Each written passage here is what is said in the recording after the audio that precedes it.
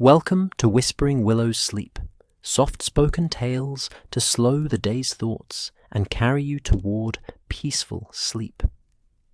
Before we begin, tell me where in the world you're listening from tonight, and, if you wish, what's on your mind. I read every note and love keeping quiet company across distances. If this brings you peace, a like and subscribe will help me make more nightbound stories. And if you'd like to support even further, you can buy me a coffee through the link in the description. Now, settle in, get comfortable, and breathe with me as we begin.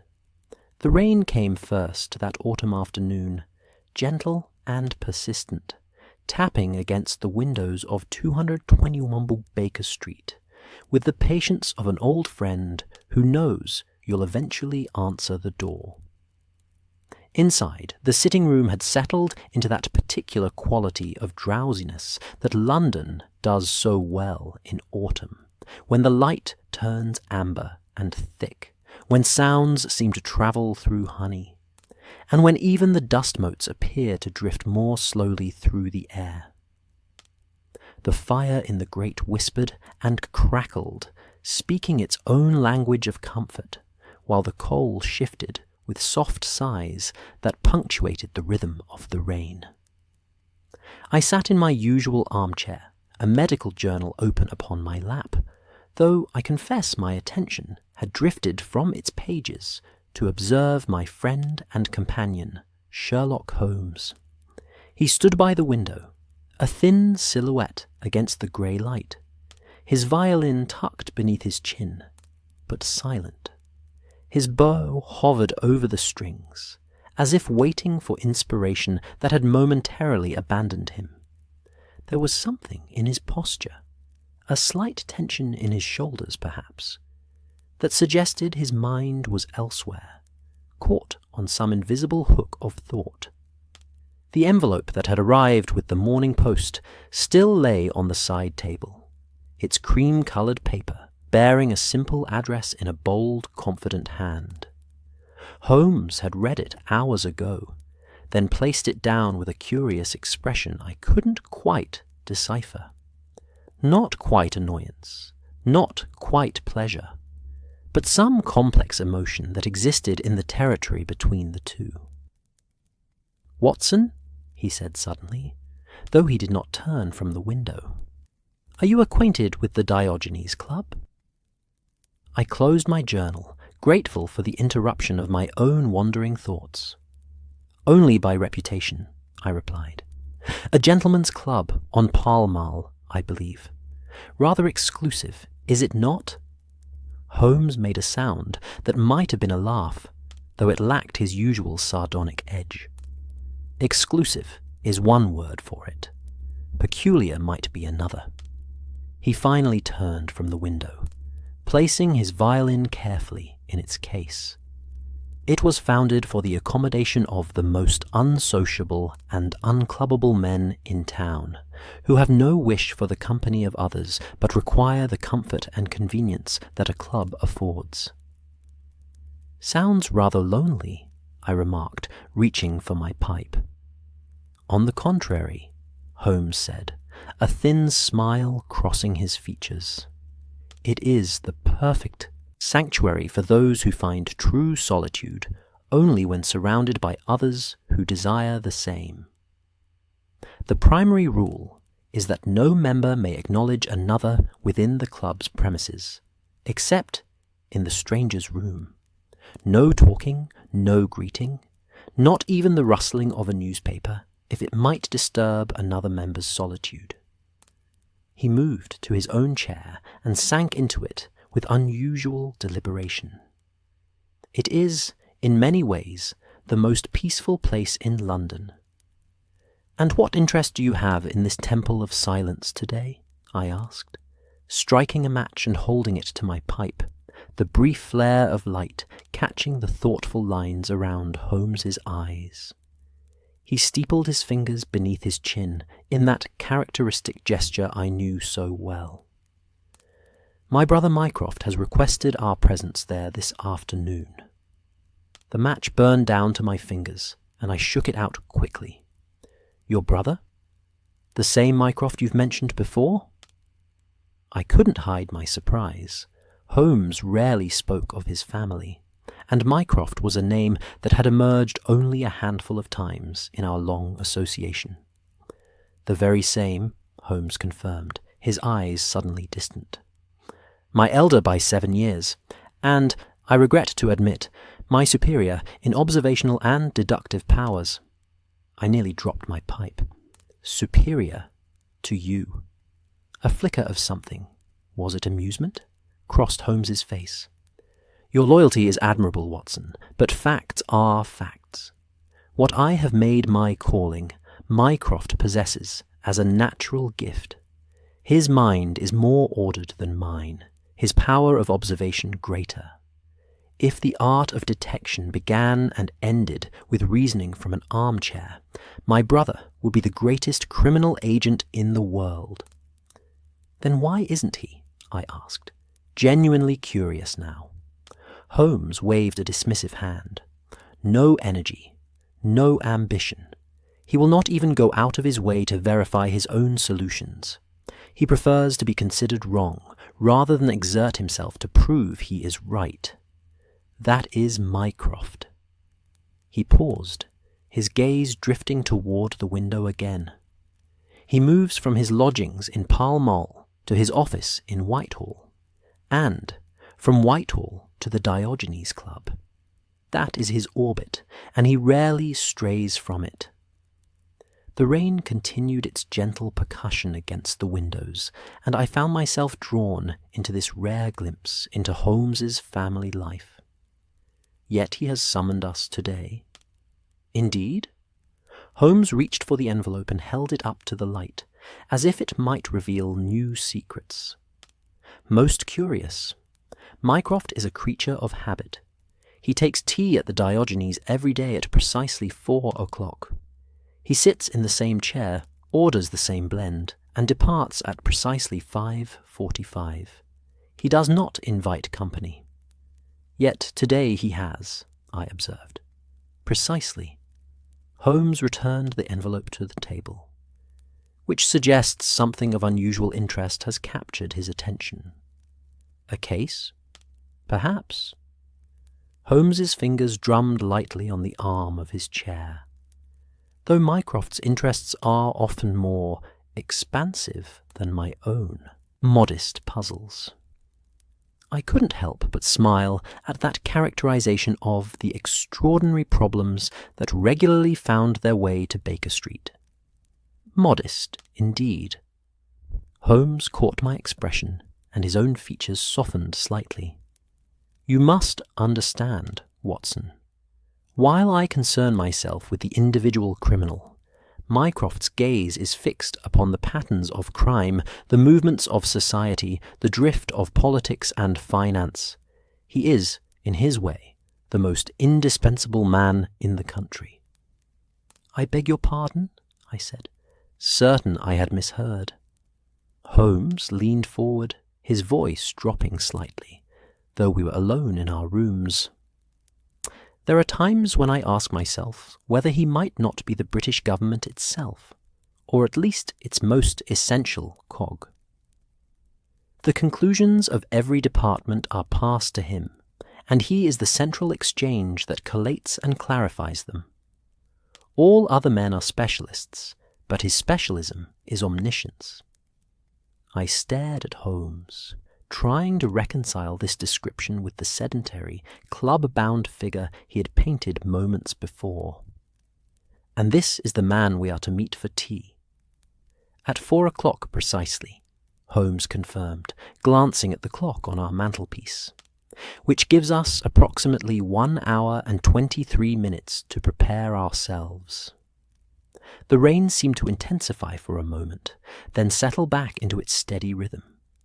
The fire popped loudly, sending a small ember onto the hearth, where it glowed briefly before fading to ash.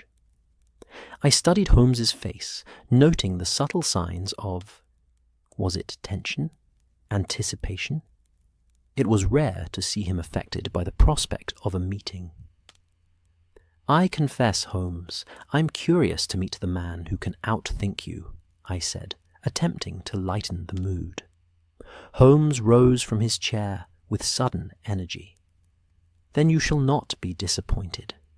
But be warned, Watson.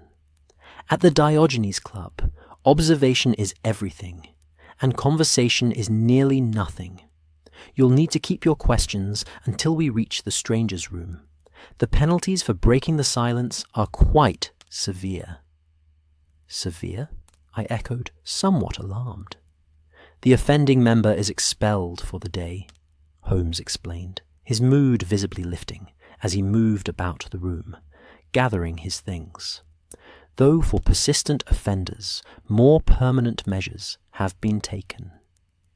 I watched as he selected a fresh collar and adjusted his cuffs with unusual care. It struck me then that I was witnessing something rare. Sherlock Holmes preparing to meet perhaps the only person whose opinion truly mattered to him. For all his dismissive remarks about his brother's lack of energy, there was a quality to Holmes's movements now that spoke of deep respect. Perhaps even a touch of that most human of emotions, the desire to impress a sibling. "Is there anything I should know before meeting your brother?" I asked, rising to prepare myself as well. Holmes paused in his preparations, considering the question. "Mycroft sees everything, Watson. Where I might observe and deduce, he simply knows. Do not be disconcerted if he reveals intimate details of your breakfast habits or your writing schedule. It is merely his way." "I've grown accustomed to such revelations in your company," I reminded him with a smile. "Yes, but I at least have the courtesy to explain my reasoning," Holmes replied, a hint of genuine humour warming his voice. "Mycroft often doesn't bother. The connections are so obvious to him that he sees no need to illuminate the path for others." He straightened his waistcoat and regarded me with an unusually earnest expression. "Just remember that beneath his formidable intellect beats a heart as human as any other. More human than mine, some might say." That last remark caught me by surprise. "I would never say such a thing," I protested. Holmes waved away my objection, but I detected a flicker of appreciation in his eyes. "Nevertheless, it may be true. Mycroft understands people in ways that sometimes elude me. He sees patterns in human behavior as clearly as I see footprints in mud." The clock on the mantelpiece gently chimed the quarter hour, its sound blending with the patter of rain and the soft hiss of the fire. Outside, London continued about its business, carriages splashing through puddles, umbrellas bobbing along wet pavements, the great city breathing and pulsing with life.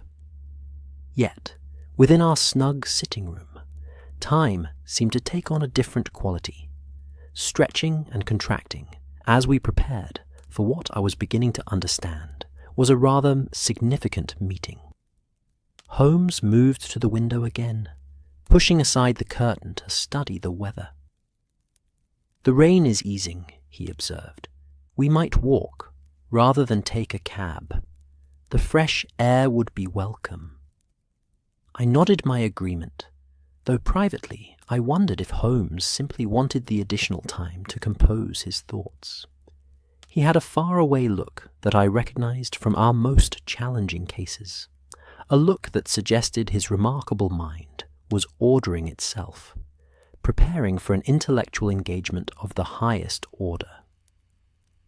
"Tell me, Watson," he said suddenly, "do you notice anything unusual about this invitation?" He gestured toward the envelope without looking at it.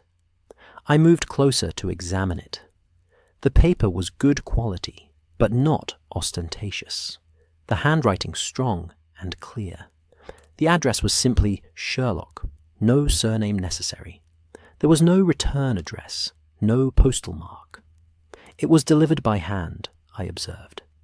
"Yes, but by whom?" Holmes prompted. I examined it more carefully. There was a faint scent of tobacco clinging to the paper, but not Holmes's distinctive shag. Something milder, more expensive. The edge of the envelope was cut with perfect precision, and the seal had been applied with meticulous care. "Someone fastidious," I ventured. "A gentleman, judging by the quality of the paper and ink. Someone who knows you doesn't require a formal address." Holmes nodded approvingly. "What else?" I turned the envelope over in my hands, feeling slightly self-conscious under Holmes's expectant gaze. Then I noticed something. A slight indentation on the back of the envelope, visible only when held at a certain angle to the light. "There's a mark here," I said, as if the writer rested a ring against the paper while writing. A signet ring, perhaps. Holmes's eyes lit up with that familiar spark I knew so well. "Excellent, Watson. You see, but you also observe." "Yes, the impression of a signet ring bearing the Greek letter delta, Mycroft's personal seal. He inherited it from our grandfather." "But why not simply use the seal on the envelope itself?" I asked. "Because Mycroft prefers subtlety in all things," Holmes replied. "The direct approach is rarely his method. He confirms his identity to me without advertising it to the world." He took the envelope back, his fingers tracing the nearly invisible indentation. "And there is something else here that tells me our meeting today is not merely social." I waited, knowing better than to rush Holmes when he was building to a revelation. "The ink," he continued, "is his preferred formulation from diamine, but it is not his usual shade of Oxford blue. This is Prussian blue, a colour he reserves for matters touching on international affairs." Holmes's expression grew thoughtful. "Curious indeed. You can determine all of that from a slight variation in the shade of blue ink?" I couldn't keep the amazement from my voice, even after all our years together. Holmes smiled, a genuine smile that transformed his often austere features. "My brother and I developed certain codes in our youth, Watson. Small signals that allowed us to communicate beneath the notice of others. Old habits persist, it seems." He placed the envelope back on the table with care. "Come, we should prepare. The Diogenes Club demands a certain standard of presentation." As Holmes disappeared into his bedroom to complete his toilet, I found myself contemplating this new dimension of my friend. I had long known him as the great detective, the cool, analytical mind that could unravel the most complex criminal puzzles. I had glimpsed the musician, the chemist, the occasional philosopher. But now I was about to meet Holmes, the younger brother, a role I had scarcely considered before this afternoon. The rain had indeed begun to ease, transforming from a steady downpour to a gentle mist that hung in the air, softening the hard edges of London's buildings and lending an ethereal quality to the view from our windows. The light was changing too, the heavy grey of a rainy afternoon giving way to patches of watery sunshine that gilded the wet pavements and rooftops. When Holmes emerged, he was immaculately dressed in his best charcoal suit, with a splash of colour provided by a deep burgundy silk tie, secured with a pearl pin. He had trimmed his moustache with precision and applied a subtle touch of bay rum cologne. I realized, with mild amusement, that he had dressed with more care for this meeting with his brother than he typically did for audiences with dukes and government ministers. "Shall we, Watson?" he said, reaching for his overcoat and the blackthorn walking stick he favoured in inclement weather. "Mycroft values punctuality above almost all virtues, save intellect." As we descended the 17 steps from our lodgings, Mrs. Hudson appeared from her rooms, a concerned expression on her kindly face. "The weather's turning, Mr. Holmes," she warned. "They say there will be more rain by evening, and heavier." "We shall be well sheltered at the Diogenes Club, Mrs. Hudson," Holmes assured her, "and perhaps enjoying better tea than even your excellent brew." She smiled at the compliment. "Well, don't catch a cold, either of you. Dr. Watson, make sure he takes an umbrella." "I shall, Mrs. Hudson," I promised, reaching for the stand by the door where several umbrellas waited. As we stepped out into Marylebone Road, the mist enveloped us in its cool embrace. The sounds of London seemed muted, as if the city itself were speaking in hushed tones out of respect for the strange adventure that lay before us. Holmes set a brisk pace, his tall figure cutting through the mist with purpose, while I matched his stride, my mind filled with curiosity about the enigmatic Mycroft Holmes, and what matter of international significance might require the attention of both remarkable brothers on this quiet autumn afternoon. The Diogenes Club awaited, with its code of silence and its mysterious member, who might be, if Holmes was to be believed, the most important man in England. And as we walked through the veiled streets of London, I found myself wondering what other secrets about my friend would be revealed before the day was done. The mist clung to us as we made our way through London's streets, transforming the familiar cityscape into something dreamlike and unfamiliar. Gas lamps were being lit early due to the gloom, their gentle halos suspended in the moist air like planets in a foggy universe. Our footsteps echoed softly on the wet pavement, creating a gentle rhythm that seemed to measure out our progress through the grey afternoon. Holmes walked with his usual long-legged stride, but there was a subtle difference in his bearing that I couldn't quite place at first. After several minutes of quiet progress, I realized what it was. He was not rushing ahead, as was his habit, lost in his own thoughts and leaving me to catch up. Instead, he had moderated his pace to match mine perfectly, and there was a conscious presence to his silence. He was, I understood with some surprise, deliberately sharing this walk with me, rather than merely moving alongside me. "I've often thought," Holmes said suddenly, his voice pitched low as if to harmonize with the hushed quality of the misty streets, "that London is never more itself than when veiled in fog or mist. The city reveals its true character when partially concealed." I glanced at him, intrigued by this uncharacteristically poetic observation. "How do you mean?" Holmes gestured toward the hazy outlines of buildings emerging and receding as we passed. "The inessential details fade away. What remains are the fundamental structures, the true bones of the city." He pointed with his walking stick toward a grand building looming ahead. "See there.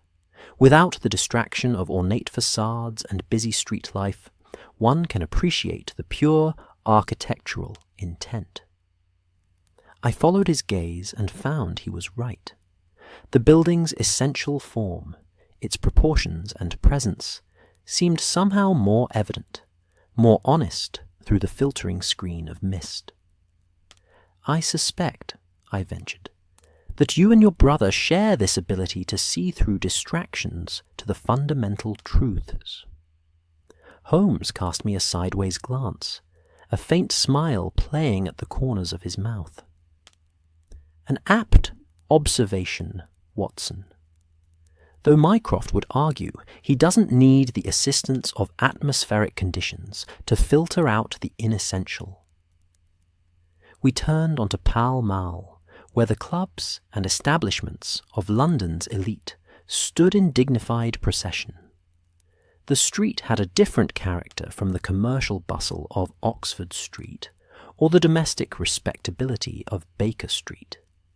Here, power and tradition were built into the very stonework, creating an atmosphere of hushed importance.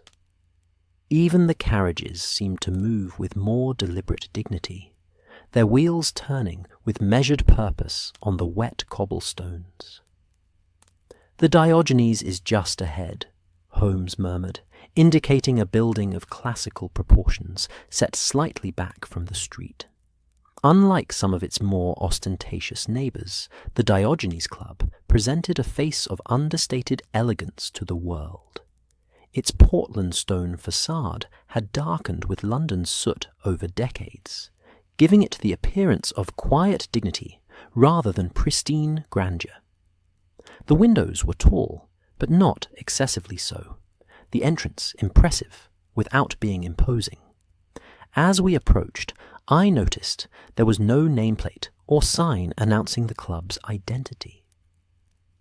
There was nothing, in fact, to distinguish it from any other gentleman's establishment, save for a small, discreet brass plate beside the door, bearing only the Greek letter delta.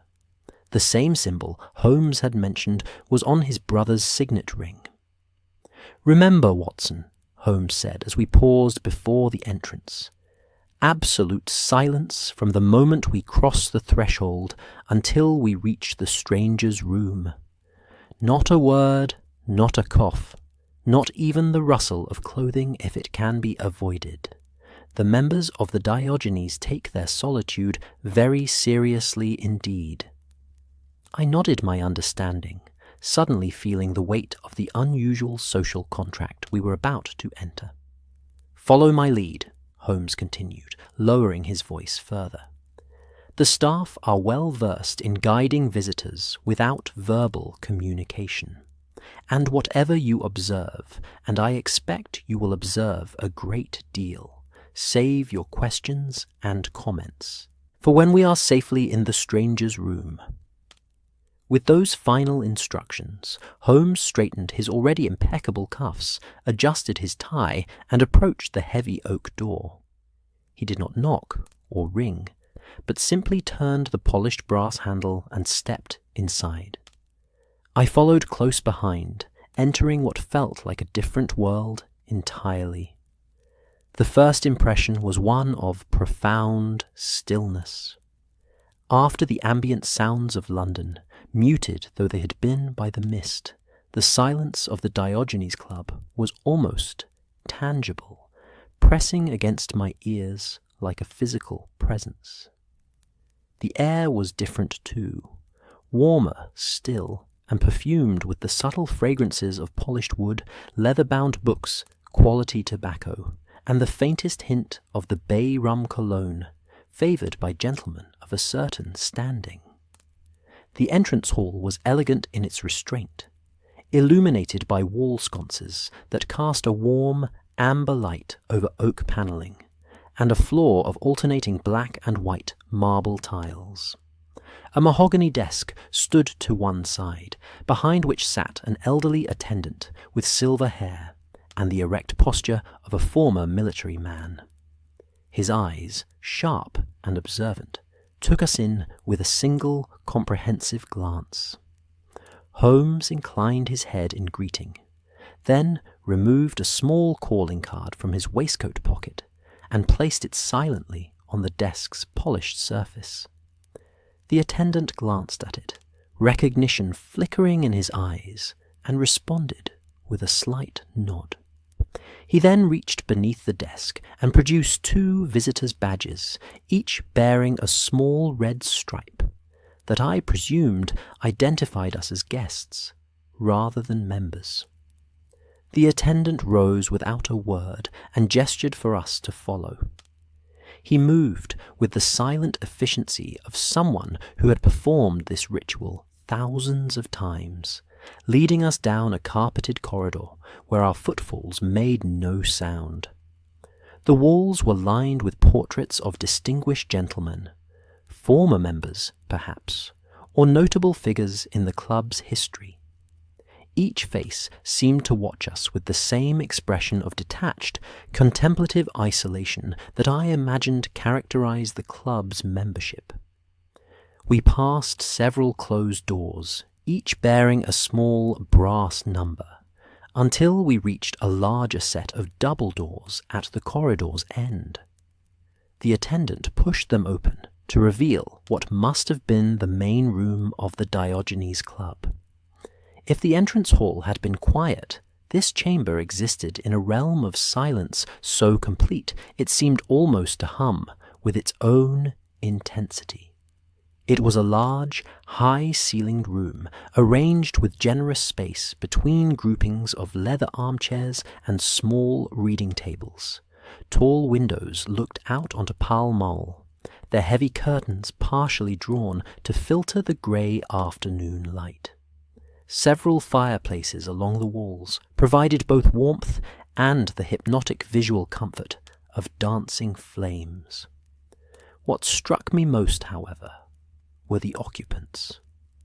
Perhaps 20 gentlemen were distributed throughout the room, each one existing in his own private sphere of solitude despite their shared space.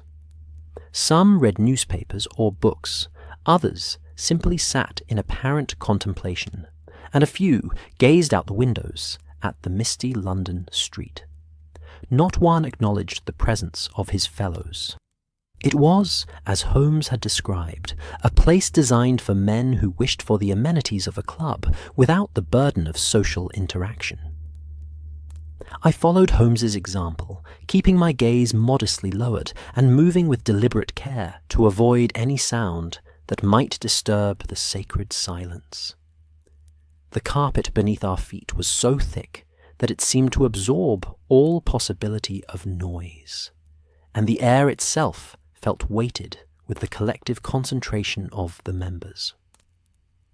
The attendant led us through this sanctuary of silence toward another door at the far end of the room. As we walked, I could not help but observe the members more closely while maintaining a respectful demeanour. They were, to my medical eye, a study in contrasts. Some bore the robust physicality of men accustomed to activity, military officers, perhaps, or those who managed country estates. Others had the pale, studious look of academics or civil servants. What united them was an air of complete self-containment, as if each had perfected the art of being entirely present, yet utterly removed from his surroundings. One gentleman in particular caught my attention as we passed. A large man seated in an armchair that seemed almost inadequate for his substantial frame. He was immersed in a foreign newspaper, his posture suggesting both physical comfort and mental alertness. There was something in the set of his shoulders and the angle of his head that struck a chord of recognition, though I was certain I had never seen him before. Just as we were about to reach the far door, this gentleman raised his eyes from his newspaper and met Holmes's gaze directly. No word was spoken, no gesture made, yet something significant passed between them, a communication as clear as any verbal exchange. The large gentleman's eyes then shifted to me, and I felt the extraordinary sensation of being assessed completely in the space of a heartbeat. His gaze was penetrating, but not unkind, analytical, yet somehow warmer than the cold dissection I had occasionally experienced from Holmes. The moment passed in an instant, and we continued to the door, where our silent guide gestured us through into a smaller, more intimate room. As the door closed behind us, the attendant finally spoke, his voice kept deliberately low despite our removal from the main chamber. "Mr. Holmes, Dr. Watson, welcome to the Diogenes Club. This is the strangers' room, where conversation is permitted." His accent was refined, his diction precise. Mr. Mycroft Holmes has reserved the room for your meeting and will join you shortly. May I arrange for tea to be brought?" "Thank you, Wilkins. That would be most welcome," Holmes replied, his voice similarly hushed, as if reluctant to break the spell of silence. Jim had been under. "My brother's usual blend, if you please." "Very good, sir." The attendant, Wilkins, bowed slightly and departed, closing the door with barely a whisper of sound. Only then did Holmes seem to relax, removing his gloves and coat with a fluid motion and gesturing for me to do the same. "Well, Watson, what do you make of the Diogenes Club?" he asked, his voice still pitched lower than usual. I took a moment to absorb our new surroundings. The stranger's room was handsomely appointed, but less imposing than the main chamber. A circular table of polished mahogany dominated the centre, surrounded by 4 comfortable chairs. Bookshelves lined one wall, a fireplace occupied another, and the third featured a bay window overlooking a small, enclosed garden now shrouded in mist. The overall effect was one of cultivated comfort, a space designed for conversation that was none the less respectful of the club's general preference for quiet. "It's remarkable," I admitted, keeping my own voice moderated. "I've never experienced such profound silence in a populated space. It's almost unnatural," Holmes suggested with a slight smile. "I was going to say sacred," I corrected, "like a cathedral of contemplation." Holmes nodded approvingly. "An apt description. For its members, the silence is indeed sacred. It offers refuge from a world that increasingly values chatter over thought, noise over reflection." I moved to the window, gazing out at the misty garden where the shapes of carefully pruned shrubs loomed like sentinels in the gathering gloom. "And the gentleman in the main room," I said, turning back to Holmes. "The large man who looked at us. That was your brother, wasn't it?" "Very good, Watson," Holmes replied with genuine approval. "Yes, that was Mycroft. Did you observe the resemblance?" "In the features, yes, though subtle," I acknowledged. "But it was more in the quality of his gaze, that same extraordinary focus you possess, yet somehow different in character." Holmes settled into one of the chairs, his fingers forming a contemplative steeple beneath his chin. "Different, how would you say?" I considered this, trying to articulate the impression that had formed so quickly. "Your gaze, Holmes, often feels like a spotlight, brilliant, intense, illuminating whatever falls under its beam. Your brother's seemed more like sunlight through a magnifying glass, equally powerful but more contained, more deliberately focused." A genuine smile spread across Holmes's features. "That is remarkably perceptive, Watson. Mycroft often accuses me of diffusing my energy across too many points of interest. He believes in concentrating his considerable powers on only what he deems essential." Holmes glanced toward the door. "He will join us once he has finished his newspaper. A ritual he never interrupts, not even for a meeting he himself has arranged." As if summoned by his brother's words, the door opened, and the large gentleman from the main room entered with surprisingly light steps for a man of his size. Seen properly now, the family resemblance to Sherlock was unmistakable, despite the significant differences in their builds and bearing. Mycroft Holmes possessed the same high forehead and sharp grey eyes as his brother, but where Sherlock was all angles and nervous energy, Mycroft conveyed an impression of massive solidity, combined with perfect self-possession. He was considerably heavier than Sherlock, with a face that might have appeared fleshy, were it not for the extraordinary intelligence that animated his features. His clothes were impeccable, a perfectly tailored charcoal suit with a subtle pinstripe, a waistcoat of deep blue silk, and a watch chain of platinum rather than the more common gold. Everything about him suggested precision and deliberate choice. "Sherlock," he said by way of greeting, his voice a rich baritone, several notes deeper than his brother's. "Punctual, as always, when it suits your purpose." There was the faintest hint of dry humour in his tone, and I detected the complex dynamics of long-established sibling patterns in that simple exchange.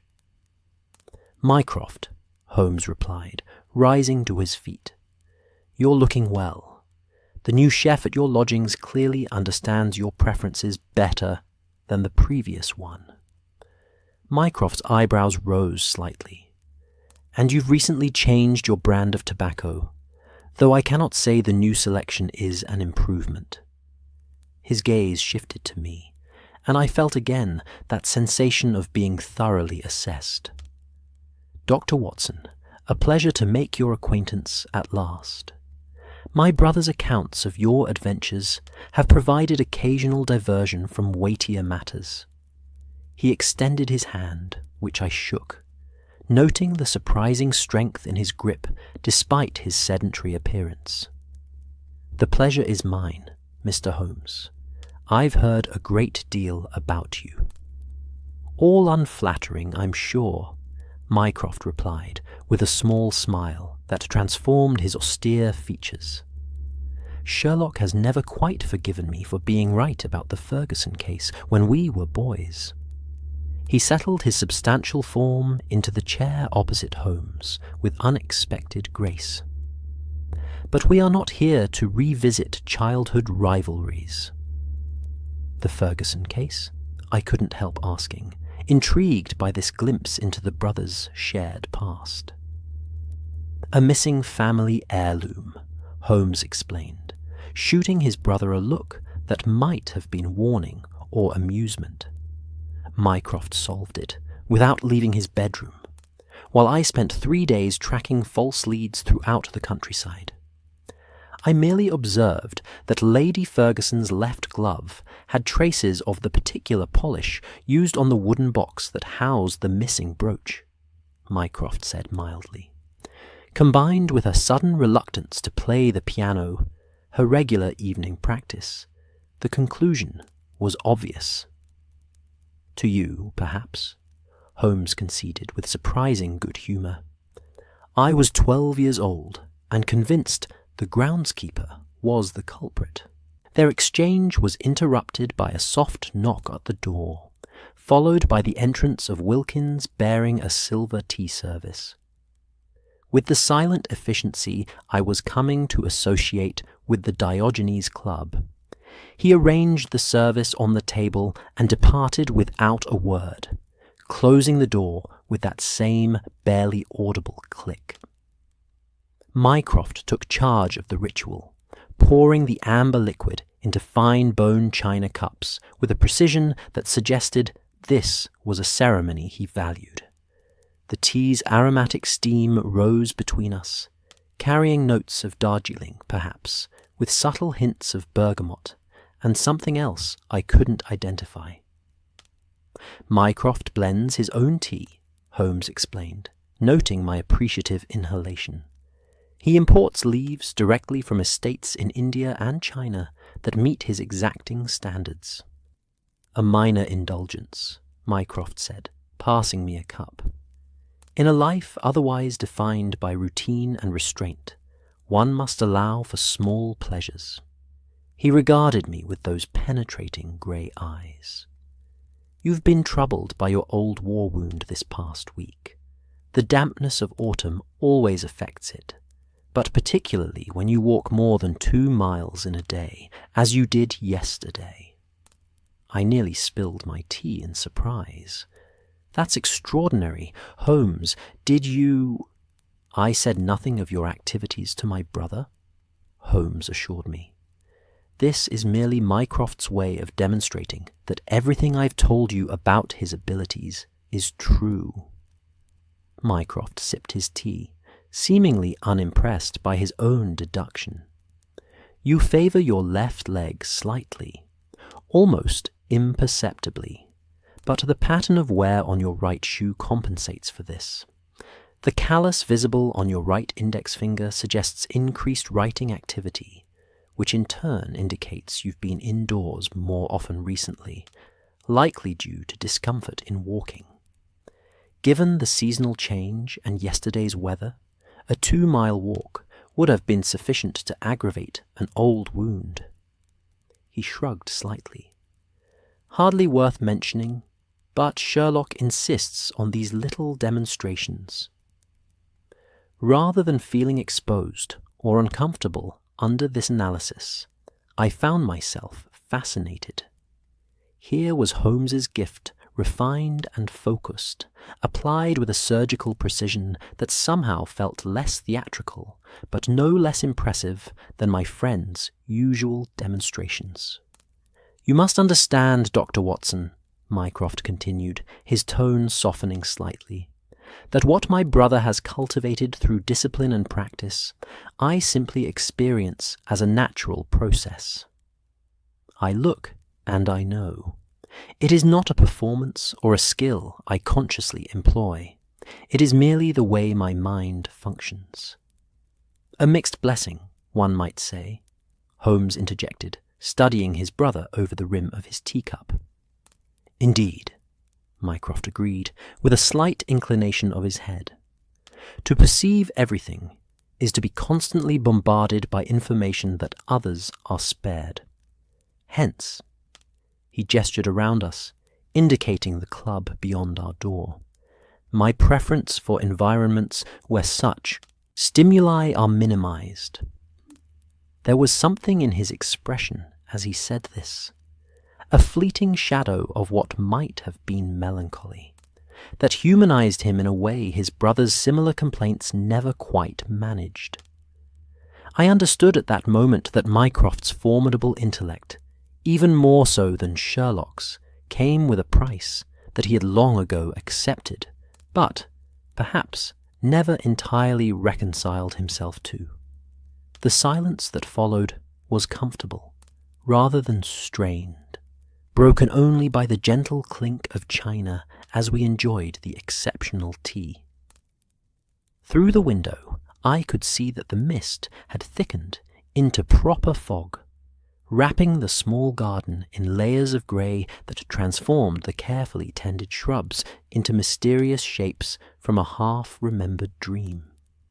The fire in the grate provided a perfect counterpoint to the encroaching gloom outside, its warm light creating a cocoon of comfort around our small gathering. It was, I realized, a perfect distillation of what the Diogenes Club offered its members. A sanctuary not just from noise and social demands, but from the relentless flood of information that men like the Holmes brothers processed without respite. Here, in this temple of silence, even their extraordinary minds might find a measure of peace. The soft patter of rain returned, gentle droplets tapping against the windows of the stranger's room, like hesitant fingers requesting entry. The sound provided a soothing counterpoint to the complete silence that pervaded the rest of the Diogenes Club, creating a cocoon of gentle ambient noise that seemed to give us permission to speak in this exceptional space. Mycroft Holmes set his teacup down with the precision of a man who measures every movement for maximum efficiency. His large hands, which I had expected to be soft from his sedentary lifestyle, showed surprising strength and dexterity. They were the hands of a pianist, perhaps, though I doubted Mycroft devoted himself to such frivolous pursuits. "Now then," he said, his voice still pitched at that perfect volume that conveyed authority without disturbing the sacred quiet beyond our door. "I imagine you're curious about why I've invited you both here today. breaking my long-standing habit of solitary contemplation. "The thought had crossed my mind," Sherlock replied, his tone light, but his eyes keenly fixed on his brother's face. "Your note suggested a matter of some delicacy." "Indeed." Mycroft's gaze shifted briefly to the window, where London's buildings had become little more than grey suggestions in the thickening fog. "But before we address that particular puzzle, I find myself curious about your most recent case, Sherlock. The affair at Chichester Cathedral, was it not?" I couldn't help but show my surprise. "You know about that, but it was only yesterday that we returned to London, and we've told no one about the details." A smile ghosted across Mycroft's substantial features. "My dear doctor, when the Bishop of Chichester suddenly cancels a meeting with the Archbishop of Canterbury, citing unforeseen complications with the restoration work, and then my brother is observed taking the early train to Chichester in the company of a cathedral stonemason, well, the outline becomes rather clear." Holmes leaned back in his chair with an expression of resigned amusement. "And the resolution? Have you deduced that as well, Mycroft?" "The broad strokes only," Mycroft admitted, spreading his hands in a gesture that managed to be both modest and quietly confident. "The mason discovered something during the restoration of the north transept. Something concealed, most likely, during the Cromwellian period when such treasures were at risk. The bishop, uncertain of the find's significance, or perhaps concerned about its security, sought your counsel rather than immediately alerting the church authorities. You authenticated the discovery, but advised discretion until proper documentation and security measures could be arranged." Holmes's eyebrows lifted slightly, the closest he typically came to expressing astonishment. "Remarkably accurate, though you've missed a few nuances." "Naturally," Mycroft replied with equanimity, "I lack the specific details one would only obtain by being present. The precise nature of the discovery, for instance." "A reliquary," Holmes provided, watching his brother closely. "12th century, containing what appears to be a fragment of cloth purported to be from Thomas Becket's vestments." "Ah," Mycroft nodded thoughtfully. "That would indeed justify extraordinary caution. The historical and ecclesiastical significance alone would make it a target for certain collectors, not to mention its potential value on the less savoury antiquities market." I watched this exchange with growing fascination. Here was a side of Holmes I rarely witnessed, not the dominant voice in the room, but rather one equal intellect engaging with another. The subtle adjustments in his posture, the careful selection of words, the heightened attention he paid to his brother's responses, all suggested that Holmes was, perhaps for the first time in my experience, conscious of being matched or even exceeded in his powers. "What I find most interesting," Mycroft continued, helping himself to a small sandwich from the tea tray that had appeared so discreetly, "is not the case itself, but your decision to involve yourself in what is, after all, a rather straightforward matter of historical authentication. Hardly the sort of puzzle that typically engages your interest, Sherlock." Holmes's mouth quivered in the ghost of a smile. "The bishop is an old-school friend of Watson's. The personal connection made it difficult to refuse." Mycroft's gaze shifted to me, those penetrating grey eyes seeming to reassess me in light of this information. "How interesting. You maintain connections from your educational days, Dr. Watson?" "Sherlock rarely does." "Not intentionally," I admitted. "Bishop Hartley and I had lost touch for years until a mutual acquaintance reconnected us at a medical charity function last year. Yet the connection was strong enough that he thought of you, and by extension, my brother, when faced with this sensitive discovery. Mycroft took a thoughtful sip of his tea. That speaks to your character, Doctor. You inspire lasting trust, even in passing associations. There was something in his tone that suggested this wasn't merely a polite observation, but a quality he had noted and catalogued as significant. I felt as though I had passed some subtle evaluation whose criteria remained opaque to me. Watson has many qualities that complement my own limitations, Holmes said, with a warmth that surprised me. His ability to maintain human connections is chief among them. Indeed. Mycroft regarded his brother with an expression I couldn't quite interpret, something between amusement and affection, perhaps. You've chosen your companion wisely, Sherlock. More wisely, perhaps, than you knew at the time. A comfortable silence settled between us, broken only by the continued gentle patter of rain and the occasional soft crackle from the fire. The light in the room had changed, the advancing evening and thickening fog outside lending our sanctuary a timeless quality, as if we existed in a pocket separate from the ordinary flow of hours and minutes. Mycroft broke the spell, setting down his cup and straightening almost imperceptibly in his chair. But we digress from the purpose of our meeting. You're no doubt aware, Sherlock, that one of our fellow members has experienced a small but curious loss. Sir Reginald Musgrave's walking stick? Holmes replied promptly. I overheard two members discussing it in muted tones when we arrived, or rather, I read their lips as they attempted to communicate without breaking the club's rule of silence.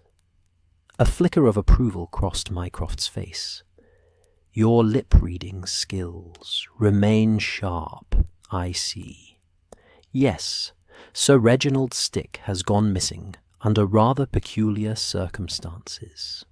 Normally, such a trivial matter wouldn't warrant attention, but this particular walking stick is not merely a walking stick, Holmes finished for him.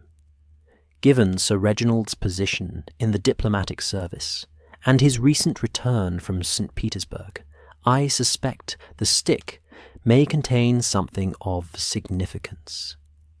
Mycroft's expression remained impassive, but his eyes conveyed a subtle confirmation. You see the potential complications. I glance between the brothers, feeling somewhat adrift in their exchange. Forgive me, I ventured, but are we speaking of a simple misplaced walking stick? Or is there something more at play?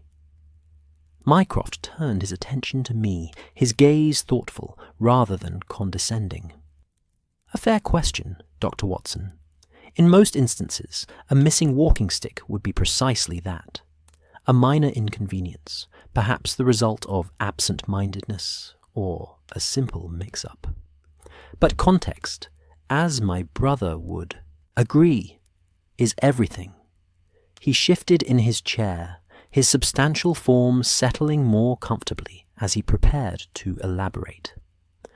Sir Reginald Musgrave is not merely a diplomat, but serves in a rather specialized capacity within the Foreign Office. His recent assignment in Russia involved delicate negotiations regarding the Persian question, a matter of some consequence to British interests in the region. The great game continues, Holmes murmured, referring to the ongoing strategic rivalry between Britain and Russia in Central Asia. Indeed, Mycroft confirmed with a slight nod. Now, Sir Reginald is a man of habits, precise, methodical habits. He visits the Diogenes every Tuesday and Thursday afternoon, arriving at precisely 3:30 and departing at 5:15. He sits in the same chair in the northeast corner of the main room, places his hat on the side table to his right, and his walking stick in the brass stand to his left. And yesterday, Thursday, the stick was not in its accustomed place when he prepared to leave, Holmes supplied, his eyes taking on that distant look I knew so well, the look of a mind assembling a puzzle from disparate pieces. Correct. Mycroft reached for the teapot and refilled our cups with a steady hand. The stick was present when he arrived. Multiple members observed it, as it is quite distinctive. A Malacca cane with a silver handle shaped like a wolf's head, the eyes set with small garnets. Garnets, I repeated, something tickling at my memory. Rather an unusual choice for a gentleman's walking stick. Precisely, Mycroft agreed. The design is Russian in origin, a gift from Count Orlovsky during Sir Reginald's posting in St. Petersburg. The garnets, in particular, draw the eye. Holmes's fingers had begun to drum lightly on the arm of his chair, a habit he exhibited when a pattern was beginning to emerge in his thoughts. The timing is suggestive. Sir Reginald returned from Russia just last week, did he not? 10 days ago, Mycroft confirmed. His report on the negotiations was delivered to the Foreign Office 3 days later, and yesterday was his first visit to the Diogenes since his return. So the stick disappears on his very first appearance at the club after his Russian assignment, Holmes mused. That cannot be coincidental. My thoughts precisely, Mycroft said, a note of approval in his deep voice. I looked between them, still trying to grasp the significance. But surely a walking stick, however distinctive, cannot be of diplomatic importance. The brothers exchanged a glance that spoke volumes, a shared understanding that required no words. Dr. Watson, Mycroft said gently, in the realm of diplomatic intelligence, ordinary objects often serve extraordinary purposes. A walking stick with a hollow compartment, for instance, might transport documents more discreetly than a diplomatic pouch, which is subject to certain attention at border crossings. You believe the stick contained hidden documents? I asked, the picture becoming clearer. It's a possibility we must consider, Mycroft replied, though there are other scenarios equally concerning. Holmes had risen from his chair and was now standing by the window, his tall figure silhouetted against the grey fog beyond. The Diogenes Club has 57 members at present, he said without turning. How many were present yesterday during Sir Reginald's visit? 11, Mycroft answered promptly. A typical Thursday afternoon attendance. And the staff? The usual complement. Wilkins at the desk, Peters and Young attending the main room, Mrs. Crawford overseeing the kitchen, and her assistant Thomas preparing tea. Holmes turned back to face us, his expression thoughtful. And no visitors besides Sir Reginald himself. One, Mycroft acknowledged.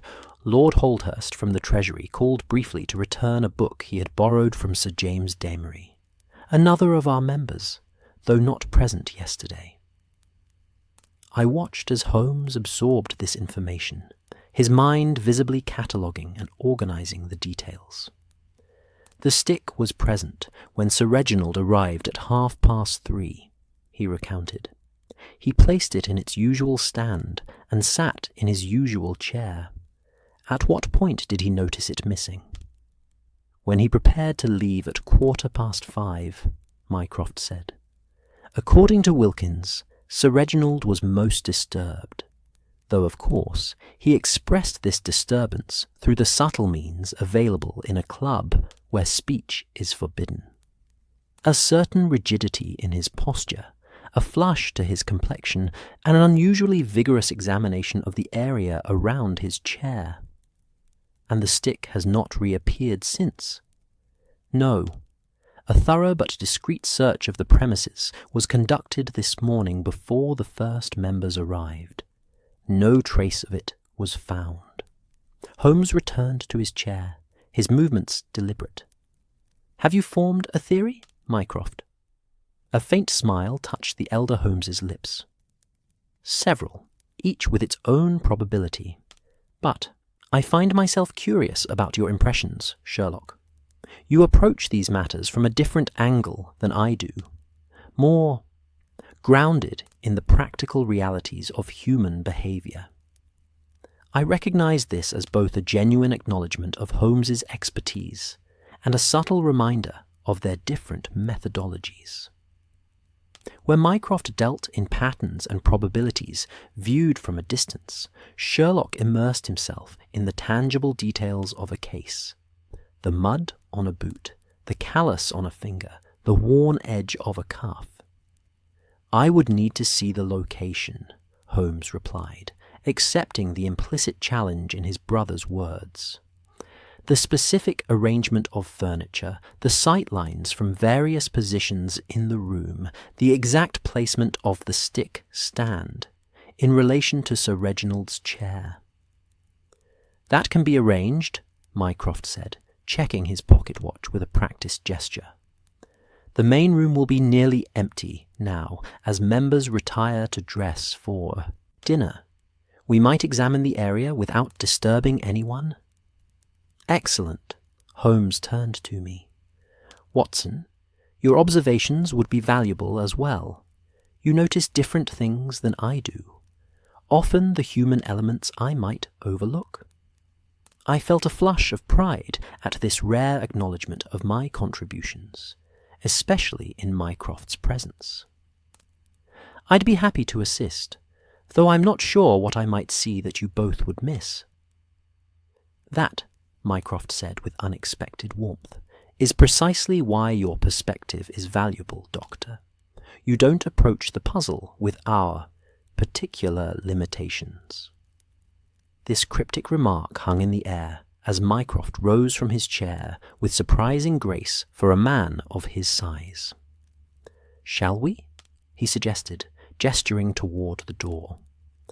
We have perhaps 20 minutes before the room begins to fill again with members seeking a moment of contemplation before their evening engagements.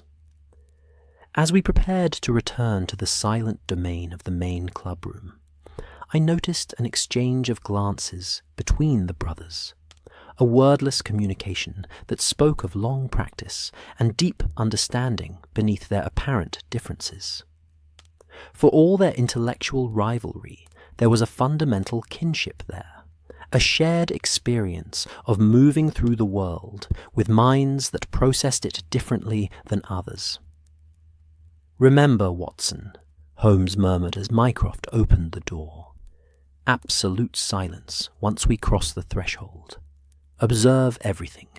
Question nothing until we return here. I nodded my understanding, steeling myself for re-entry into that temple of perfect quiet.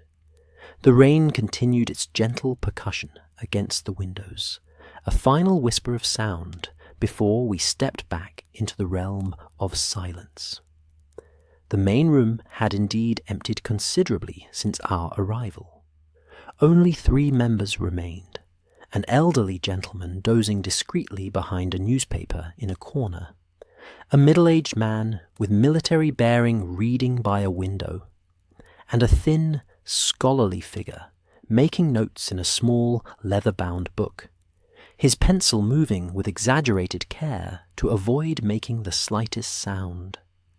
Mycroft led us with the same surprising lightness of step toward the northeast corner of the room, where a high-backed leather chair stood beside a small mahogany side table.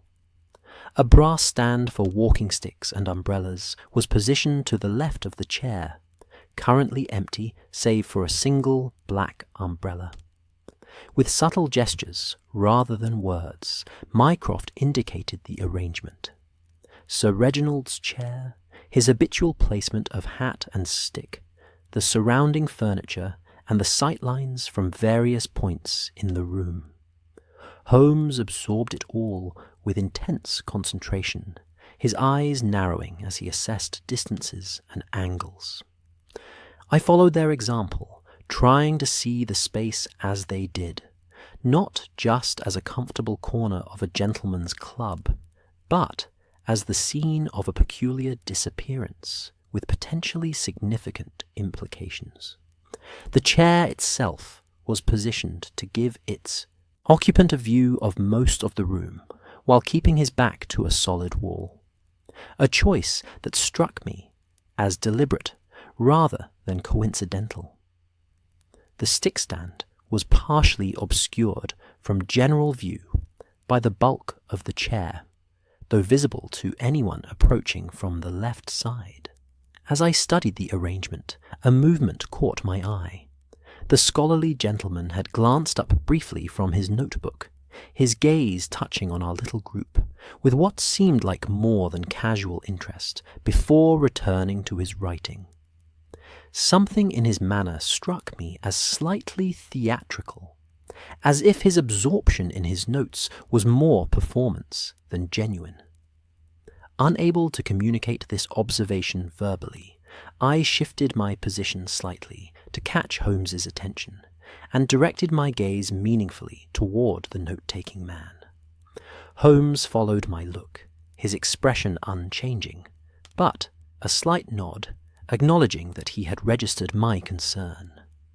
Mycroft, meanwhile, had moved to demonstrate something about the chair's position, adjusting it a fraction of an inch with a precision that suggested the furniture's exact placement held significance.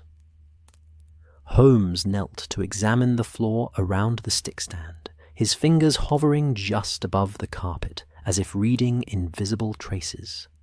The silence stretched around us, thick and expectant, broken only by the occasional rustle of the newspaper from the dozing gentleman, or the soft scratch of the scholar's pencil. Time seemed to slow in this hushed environment, each movement and gesture taking on a deliberate, almost ritual quality. After what might have been 5 minutes or 20, it was difficult to judge in that timeless space. Holmes straightened and exchanged a look with Mycroft that suggested he had seen enough. With the same careful silence with which we had entered, we made our way back toward the stranger's room, Mycroft leading the way with that incongruously light step. As we passed the scholarly gentleman, I noticed him shift slightly in his chair, his posture suggesting he was listening intently despite his apparent focus on his writing. Again, I couldn't shake the feeling that his studiousness was somehow performative, designed to project an image rather than reflect his true attention. Only when the door of the stranger's room closed behind us did the pressure of enforced silence lift, though we all continued to speak in moderated tones out of ingrained respect for the club's primary rule. "You noticed our scholarly friend," Holmes said to me immediately, confirming that my observation had not gone unregistered. "Yes," I admitted. There was something not quite natural in his absorption. He seemed too conscious of being observed. "Well spotted, Watson," Mycroft approved, lowering himself back into his chair. "Mr. Adler joined the club only 3 weeks ago, sponsored by Lord Holdhurst. His credentials appear impeccable, a researcher at the British Museum specializing in Central Asian artifacts." "Too impeccable, perhaps," Holmes suggested, resuming his own seat with a thoughtful expression. "Indeed." Mycroft's substantial features settled into a look of grim satisfaction. "My preliminary inquiries suggest his background warrants further scrutiny. The British Museum has a researcher named Adler, but the physical description does not match our new member." I looked between them, piecing together the implications. "You suspect he's an imposter, perhaps the one who took Sir Reginald's walking stick." It's a working theory, Mycroft acknowledged, though whether he acts alone or as an agent for others remains to be seen. Holmes steepled his fingers beneath his chin, his gaze distant. The timing is suggestive, as is his sponsor. Lord Holdhurst's position at the Treasury would give him access to certain diplomatic communications, including perhaps awareness of Sir Reginald's return from Russia. "Are you suggesting Lord Holdhurst might be involved?" I asked, startled by the implication. "Not necessarily knowingly," Mycroft interjected. "Holdhurst is a man of rigid principles, but limited imagination. He may have been used, convinced to sponsor Mr. Adler through some plausible pretext." "And the walking stick itself?" I prompted. "What makes it so valuable beyond its distinctive appearance?" The brothers exchanged another of those communicative glances before Mycroft responded.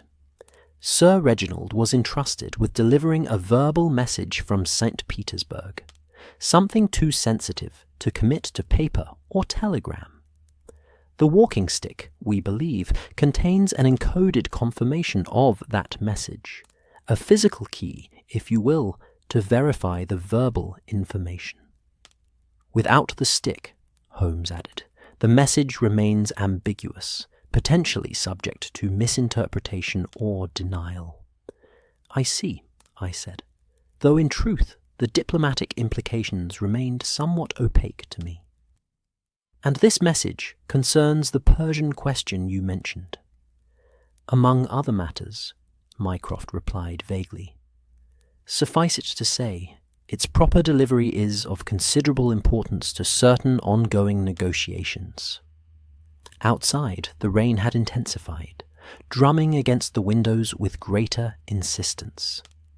The fog pressed close, shrouding the small garden in layers of grey that seemed to symbolize the obscurity surrounding Sir Reginald's missing walking stick. Within our comfortable room, the fire had been discreetly tended to by an unseen attendant, its warm glow creating a circle of light that held the gathering gloom at bay. "Well, Sherlock," Mycroft said after a thoughtful pause, "having seen the location, what are your impressions?" Holmes's eyes gleamed with the familiar light of intellectual engagement. "I believe," he said slowly, "that we may find answers in the most unlikely of places. Perhaps even here, within the silent sanctuary of the Diogenes Club."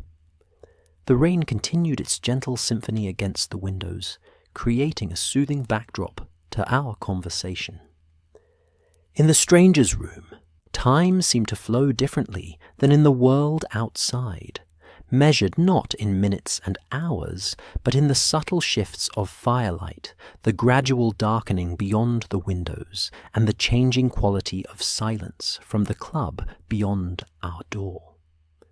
Wilkins appeared as if conjured by an unspoken thought, bearing a fresh pot of tea and a small silver tray of delicate pastries. He moved with that same practised silence I had observed earlier, his years of service at the Diogenes Club having transformed even his most ordinary movements into an art form of discretion. "Ah, excellent," Mycroft murmured, as Wilkins set down his burden and withdrew. "Mrs. Crawford's ginger biscuits, a small indulgence I permit myself on Fridays." He gestured toward the tray. "Do try one, Dr. Watson. They're quite remarkable." I selected one of the thin, golden-brown biscuits, noting its perfect symmetry and the crystallized ginger visible within its structure. The first bite confirmed Mycroft's assessment. It was indeed remarkable. The balance of warmth, sweetness, and spice, creating a momentary distraction from the mystery at hand. Holmes, I noticed, abstained from the offered treat, his mind clearly still processing what we had observed in the main room. "This, Mr. Adler," he said, returning to our previous discussion, When did he first appear at the club after his acceptance as a member? 10 days ago, Mycroft replied, pouring fresh tea with meticulous precision. He has visited regularly since then, always in the late afternoon, always engaged in his note-taking. The staff report that he is exemplary in his observation of the silence rule. Too exemplary, perhaps, Holmes suggested. A new member typically makes small mistakes. A cough not completely suppressed. A chair moved too suddenly. Yet Adler adapted immediately to the club's peculiar requirements. As if he had been trained, I ventured, the implications becoming clearer. Precisely, Watson. Holmes accepted a cup of tea from his brother, the steam rising between them like a veil.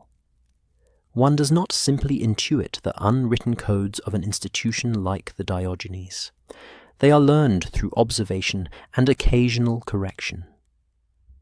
Unless one has been thoroughly briefed beforehand, Mycroft added, his expression thoughtful, which suggests a concerning level of intelligence about the club's operations. The fire crackled softly in the grate, sending a shower of tiny sparks up the chimney. Outside, the last traces of daylight were fading, and the garden was now barely visible through the combined effects of evening, fog, and rain.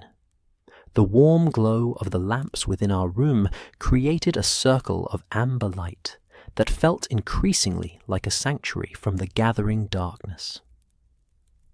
"Tell us more about Sir Reginald's walking stick," Holmes requested, setting his cup down with a barely audible clink. "The specific design may be significant." Mycroft settled back in his chair, his substantial form finding that perfect point of balance that allowed him to appear both completely at ease and entirely alert. As I mentioned, it's a Malacca cane with a silver wolf's head handle, the eyes set with small garnets. The craftsmanship is distinctly Russian. Specifically, it bears the maker's mark of Anton Petrov, a silversmith in St. Petersburg, known for his work with the diplomatic community. "And the hollow compartment you alluded to earlier?" Holmes prompted. "Not obvious to casual inspection," Mycroft confirmed.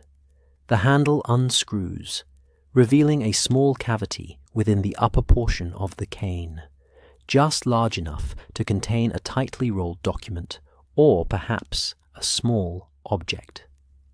I found myself visualizing the stick, its elegant design concealing its true purpose. "If I understand correctly," I said, "the stick itself is valuable, not just for what it might contain, but as a recognition signal, a physical token that validates Sir Reginald's verbal message." "Very good, Dr. Watson," Mycroft approved. "In the delicate dance of diplomacy, particularly with our Russian friends, such tokens often carry as much weight as formal documents. They serve as proof that the bearer is indeed the authorized messenger, that the information hasn't been compromised." Holmes's fingers had begun their light drumming on the arm of his chair again, that subtle tell that his mind was assembling connections at remarkable speed. "The wolf's head is symbolic, I presume, not merely decorative." "Indeed." Mycroft's eyes took on a gleam of appreciation for his brother's insight. "The wolf has particular significance in Russian diplomatic circles, a reference to an old code name for a special channel of communication between St. Petersburg and London that dates back to the Crimean War." "So the stick serves multiple purposes," Holmes mused. "A physical credential, a potential container for secret documents, and a symbolic reminder of established channels of communication. All wrapped in the guise of a gentleman's walking aid," Mycroft confirmed, "hiding in plain sight, as it were." The rain's rhythm changed slightly, becoming softer but more persistent, a gentle background murmur rather than the earlier distinct patter. The sound was hypnotic, almost meditative, encouraging a state of relaxed alertness that seemed perfectly suited to our current intellectual puzzle. "Let us consider the timing," Holmes said after a thoughtful silence. "Sir Reginald returned from Russia 10 days ago. He delivers his official report to the Foreign Office 3 days later. Yesterday he brought the walking stick to the Diogenes Club, where it disappeared during his visit." His gaze shifted to Mycroft. Why the delay?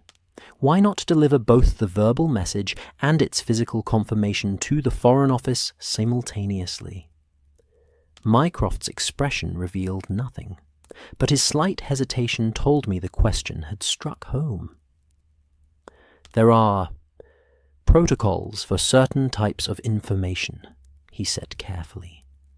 "Some messages are not meant for the official record, at least not immediately." "I see," Holmes replied, though I suspected he had already deduced the answer before asking the question. "The stick contains confirmation of something that Sir Reginald did not include in his official report, something intended for more selective distribution." "You might say that," Mycroft acknowledged, his tone making it clear that this particular line of inquiry had reached its limit. Holmes accepted this boundary with a slight nod, shifting his approach. "And Mr. Adler, or whatever his real name might be, appeared at the club just as Sir Reginald returned to London. That cannot be coincidental." "It strains credulity," Mycroft agreed, "particularly given Lord Holdhurst's position and his access to certain diplomatic schedules." I found myself contemplating the layers of the puzzle, the way it unfolded like a Russian nesting doll, each revelation containing another mystery within it. "If Adler is indeed our culprit," I ventured, "how did he manage to take the walking stick in a room full of observant gentlemen, even if they were observing a rule of silence?" "An excellent question," Holmes approved. "The logistics are challenging. Sir Reginald's chair is positioned with a clear view of most of the room. The stick stand, while partially obscured from general sight, would still be visible to several members depending on their seating positions. And the members of the Diogenes, while avoiding interaction, are not unaware of their surroundings," Mycroft added. "Indeed, many develop heightened observational skills, precisely because they are not distracted by conversation."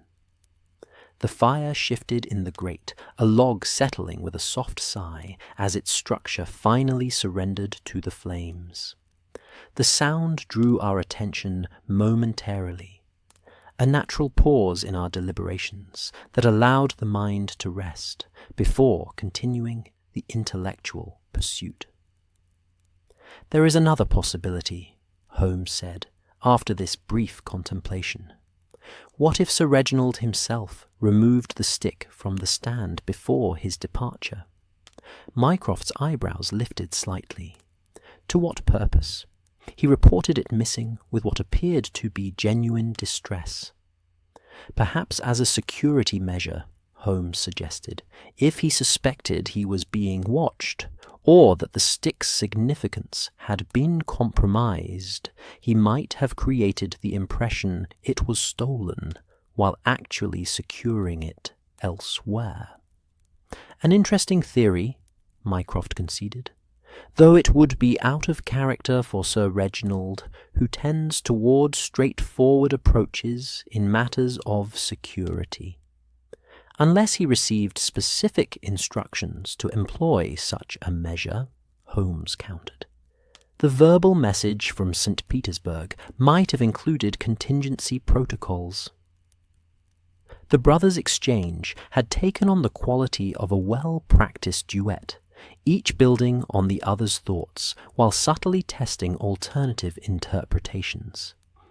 It was fascinating to witness this, intellectual dance between two extraordinary minds that approached problems from different angles, yet shared a fundamental methodology. "There is a way to test your theory," Mycroft said, checking his pocket watch with a practiced gesture. "Sir Reginald typically dines at his club in St. James's Street on Friday evenings. With the proper introduction, you might engage him directly." Holmes shook his head slightly. Too obvious. If he has indeed secured the stick as a precaution, a direct approach would only confirm his suspicions without yielding useful information. No, I think our answers lie here, within the Diogenes itself. "What do you propose?" Mycroft inquired, his tone suggesting he already anticipated his brother's response. "Observation," Holmes replied simply. "If Mr. Adler is our culprit, his next actions will be revealing.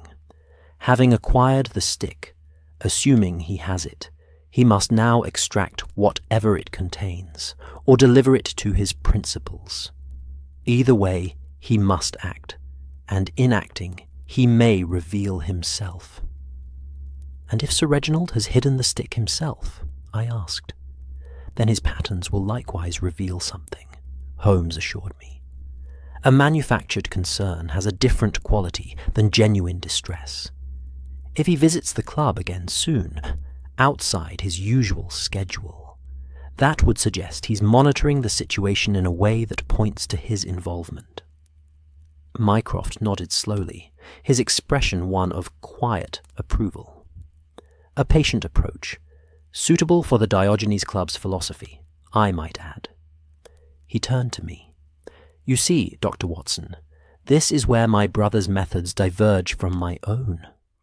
While I might analyze the probabilities and make predictions based on established patterns, Sherlock insists on waiting for the human element to reveal itself."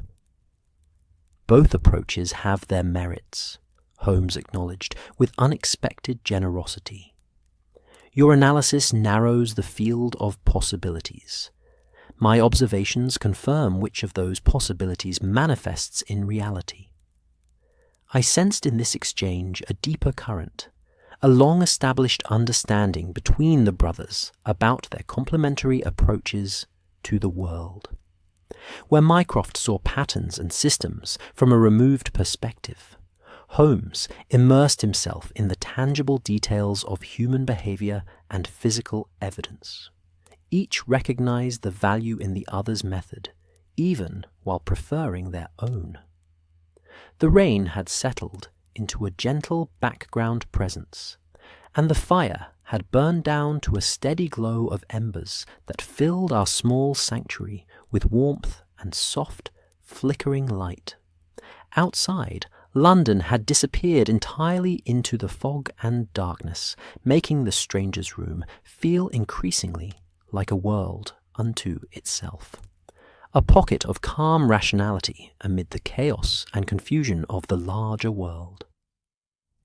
"So we wait and watch," I summarized, finding myself oddly comfortable with this patient approach, despite the apparent urgency of the diplomatic situation. "We do," Holmes confirmed, "though not passively. Mycroft, might I impose upon your influence to arrange continued access to the club for Watson and myself over the next few days, outside the usual restrictions for visitors?" Mycroft's substantial features arranged themselves into a small smile. "Already anticipated and arranged, brother mine. Wilkins has been instructed to admit you both as my personal guests, with access to the stranger's room whenever needed." "Excellent," Holmes approved, "and perhaps a word with the staff might be helpful, particularly those who were present yesterday during Sir Reginald's visit." "That can be arranged as well," Mycroft agreed, "though with discretion. The Diogenes values its staff for their ability to observe without appearing to do so, and for their absolute discretion regarding members' affairs." "Of course," Holmes acknowledged, "the lightest of touches is required here." The conversation lulled naturally, the three of us sinking into comfortable contemplation as the fire murmured in the grate and the rain whispered against the windows. There was something deeply satisfying about this moment. Three minds engaged with a puzzle, each contributing their unique perspective, all within the tranquil sanctuary of the stranger's room. Mycroft broke the silence eventually, reaching for the teapot to refresh our cups. "While we await developments," he said, his tone shifting subtly, "perhaps you might satisfy my curiosity about another matter, Sherlock." Holmes raised an eyebrow. "Oh?"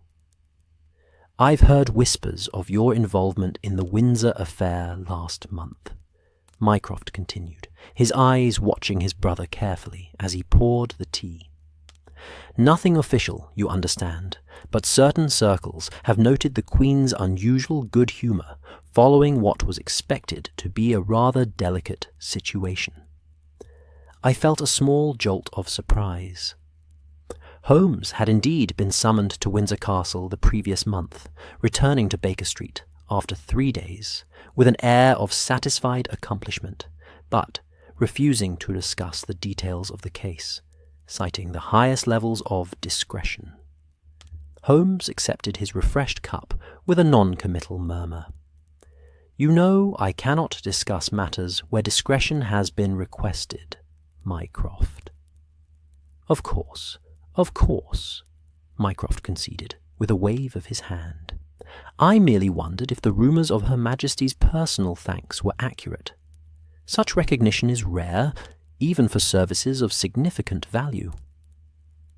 A flicker of something, pride, amusement, crossed Holmes's features briefly. Let us say that the Queen was satisfied with the resolution of a potentially uncomfortable situation. "How diplomatic of you, Sherlock," Mycroft observed with a hint of dry humour. "You've been spending too much time in rarefied circles. Soon you'll be as circumspect in your speech as a Foreign Office veteran." "Heaven forbid," Holmes replied, a genuine smile warming his usually austere features. "I leave the diplomatic arts to you and Sir Reginald. My talents lie elsewhere." "Indeed they do," Mycroft acknowledged, raising his cup in a small salute to his brother. This glimpse of warmth between the Holmes brothers touched me deeply. Beneath their intellectual sparring and different approaches to the world lay a foundation of mutual respect and genuine affection that rarely showed itself so clearly. I felt privileged to witness it, this quiet moment of connection between two extraordinary men who moved through the world largely isolated by their exceptional abilities. As the evening deepened around us and the rain continued its gentle percussion against the windows, I found myself perfectly content in this unusual sanctuary. The mystery of Sir Reginald's walking stick would unfold at its own pace, guided by the combined intelligence of the Holmes brothers. For now there was tea and warmth and the rare pleasure of minds engaged in the elegant dance of logical analysis, all wrapped in the cocoon of silence that was the Diogenes Club's greatest gift to its members, and, today, to us as well. The evening had settled fully around the Diogenes Club, wrapping it in layers of darkness held at bay only by the warm glow of gaslight from within. Our conversation in the stranger's room had reached a natural pause, that comfortable silence that falls between people who have no need to fill every moment with words. The rain continued its gentle percussion against the windows, now joined by the occasional soft rumble of distant thunder. Not the sharp crack of summer storms, but the mellow, rolling sound of autumn thunder, more felt than heard. "Gentlemen," Mycroft said at length, consulting his pocket watch, "I believe we might benefit from a visit to the club's library. The hour is convenient, Most members will have departed for their dinner engagements, leaving us relative privacy. The library, I inquired, curious about this new development. Does it contain information relevant to our puzzle? Mycroft's substantial features arranged themselves into a small, knowing smile. The Diogenes Library is unique, Dr. Watson. Unlike many gentlemen's clubs that maintain collections focused primarily on sporting records, military histories, and classical literature, our library reflects the specialized interests of our membership. Diplomatic and political histories, Holmes supplied, his expression brightening with interest. Government reports not available to the general public. Personal accounts from those who have shaped policy behind the scenes. Precisely, Mycroft confirmed, rising from his chair with that surprising grace I had noted earlier. And it's arranged in a rather particular manner that might prove illuminating in our current situation. We followed Mycroft from the stranger's room, again observing the rule of absolute silence as we passed through the main chamber. As predicted, it had emptied considerably, with only 2 elderly gentlemen remaining, one dozing behind a newspaper, the other gazing contemplatively into the fire. Mr. Adler, I noted, was no longer present, his absence as interesting as his earlier presence had been. Mycroft led us down a different corridor than the one by which we had entered, this one lined with portraits of austere-looking gentlemen from earlier eras, their expressions suggesting they had mastered the art of silence long before the Diogenes Club formalized it as a rule. The carpet beneath our feet muffled our steps so completely that we might have been ghosts drifting through the club's hallowed halls. At the end of the corridor stood a set of double doors in polished oak, each bearing a panel of frosted glass etched with a simple design. The Greek letter Delta, the same symbol that marked the club's entrance and Mycroft's signet ring. With practiced ease, Mycroft opened these doors to reveal a space that made me catch my breath despite our vow of silence. The Diogenes Club library was a temple to the written word, 2 stories tall, with a gallery running around the upper level. It was lined completely with bookshelves of gleaming mahogany that reached from floor to ceiling. A spiral staircase of wrought iron provided access to the upper gallery, its design both functional and elegant. The center of the room held several reading tables, equipped with green-shaded lamps that cast pools of warm light onto polished surfaces. Comfortable leather armchairs were positioned strategically throughout the space, each with its own reading lamp and small side table. Most remarkable, however, was the quality of silence. Even in a club dedicated to the absence of noise, the library possessed a special stillness. The reverent hush that books seem to generate around themselves, as if the accumulated wisdom and knowledge contained in their pages demanded a particular quality of quiet for proper appreciation. The room was empty of other members, allowing Mycroft to speak once the doors closed behind us, though he kept his deep voice appropriately subdued. The Diogenes Library contains approximately 27,000 volumes, he informed us with evident pride. Many are unique, personal journals donated by members, privately published accounts of diplomatic missions, annotated copies of official reports. Holmes moved immediately to examine the nearest shelves, his eyes scanning the titles with evident interest. The organization is geographical rather than alphabetical, he noted, and within each geographical section, chronological. With certain exceptions, Mycroft agreed, leading us deeper into the library.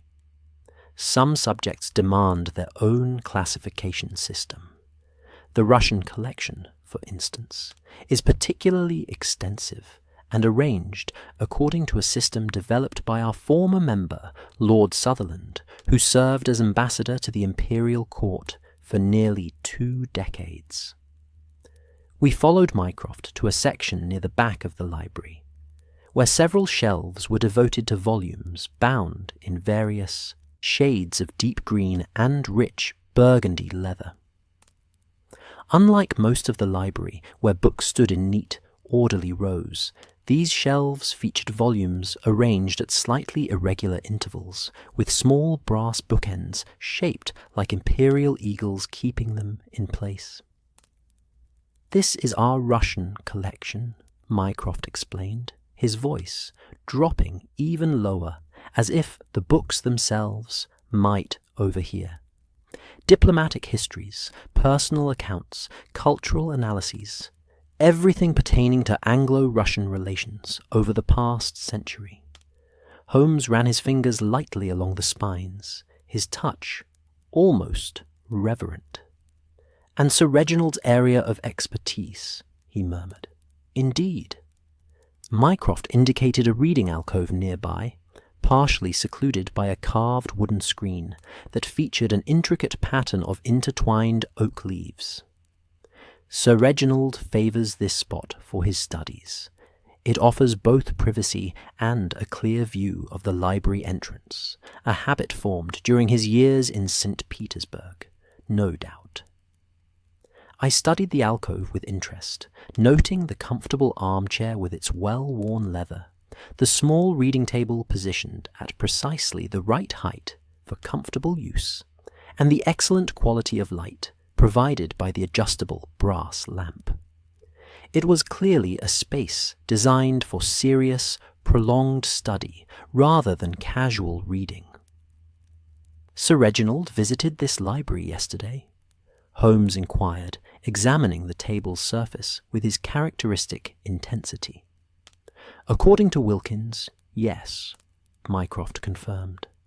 After leaving his hat and walking stick in the main room, Sir Reginald spent approximately 45 minutes here before returning to his usual chair. "And did he consult any particular volumes?" Holmes was now examining the bookshelves closest to the alcove, his keen eyes noting the positioning of each book. "That's what I thought might interest you," Mycroft replied with a hint of satisfaction, moving to a specific section of the shelving. "Sir Reginald requested this volume from the locked case. We keep certain rare or valuable works secured, available only upon specific request." Mycroft indicated a gap in the otherwise filled shelf, a space perhaps 6 inches wide between 2 larger tomes. The book in question was Orlov's personal reflections on the Treaty of San Stefano, a privately printed account by one of the Russian negotiators, containing details never included in the official record. Holmes's expression sharpened with interest. The Treaty of San Stefano, the agreement that ended the Russo-Turkish War in 1878, later revised by the Congress of Berlin to limit Russian influence in the Balkans. "Precisely," Mycroft nodded approvingly. "A pivotal moment in the Great Game, Russia's attempt to expand toward the Mediterranean, checked by British diplomatic intervention." The fire in the library's hearth shifted, sending a brief flare of golden light across the room that illuminated the rich colours of the book bindings, and cast long shadows from the reading tables. Outside, the rain continued its gentle patter, occasionally punctuated by the distant rumble of thunder rolling across London's rooftops. "And this book is currently missing?" Holmes asked, his fingers lightly touching the empty space on the shelf. "Not missing," Mycroft corrected. "Simply not returned to its proper place. It was found this morning on one of the reading tables, most unusual, as Sir Reginald is meticulous about returning materials to the librarian." Holmes's eyebrows lifted slightly. Most unusual indeed. Sir Reginald studies a specific historical text related to Anglo-Russian diplomatic negotiations, then leaves both the book and his walking stick behind, one accidentally, the other. He left the sentence unfinished, a question hanging in the air. I found myself drawn to the reading alcove, trying to imagine Sir Reginald sitting there, consulting the mysterious volume while outside in the main room, his distinctive walking stick waiting, perhaps already under observation by the suspicious Mr. Adler. There was something almost theatrical about the arrangement, as if we were examining the stage after the actors had departed. "May we see the book in question?" Holmes asked, turning back to Mycroft. "I anticipated your interest," Mycroft replied with satisfaction, moving to a locked cabinet near the librarian's desk. He produced a small key from his waistcoat pocket, opened the cabinet, and withdrew a relatively slim volume bound in faded burgundy leather with gold lettering on the spine. "Orloff's account," he explained as he carried it to the nearest reading table and carefully laid it down. Only 12 copies were ever printed, each slightly different, tailored to the intended recipient. This one was presented to Lord Beaconsfield, Disraeli, after the Congress of Berlin as a gesture of, let us call it, respected opposition. Holmes leaned forward eagerly as Mycroft opened the book, its well-preserved pages releasing that distinctive scent of aged paper, leather, and the faint trace of pipe tobacco from previous readers. The text was in Russian, the Cyrillic characters flowing across the page in faded black ink, with occasional annotations in the margins in a different hand, presumably Disraeli's own notes. "My Russian is serviceable, but not fluent," Holmes admitted, studying the pages. "Yours, I believe, is considerably better, Mycroft." "I manage," Mycroft acknowledged modestly, though I suspected from Holmes's respectful tone that his brother's command of the language was likely exceptional. The text is largely a personal reflection on the negotiation process, with particular attention to the British objections to Russian gains in the treaty. "And Sir Reginald's interest in this particular volume?" Holmes prompted. Mycroft turned several pages, then stopped at a section where the marginal notes were more extensive. "This passage discusses a secondary agreement, a gentleman's understanding, if you will, regarding spheres of influence in Persia. It never appeared in any official document but shaped diplomatic relations for decades afterward. A precedent for current negotiations," Holmes suggested, his eyes brightening with understanding. "Just so," Mycroft confirmed. "History repeats itself with variations, particularly in the realm of diplomacy. What was negotiated secretly in 1878 may have echoes in whatever message Sir Reginald brought back from St. Petersburg." I watched as the brothers bent over the book together, their profiles startlingly similar despite their different builds. The same high forehead, the same hawk-like nose, the same intense concentration as they absorbed the information before them. In that moment, their intellectual kinship was unmistakable, transcending their physical differences and their distinct approaches to problem-solving.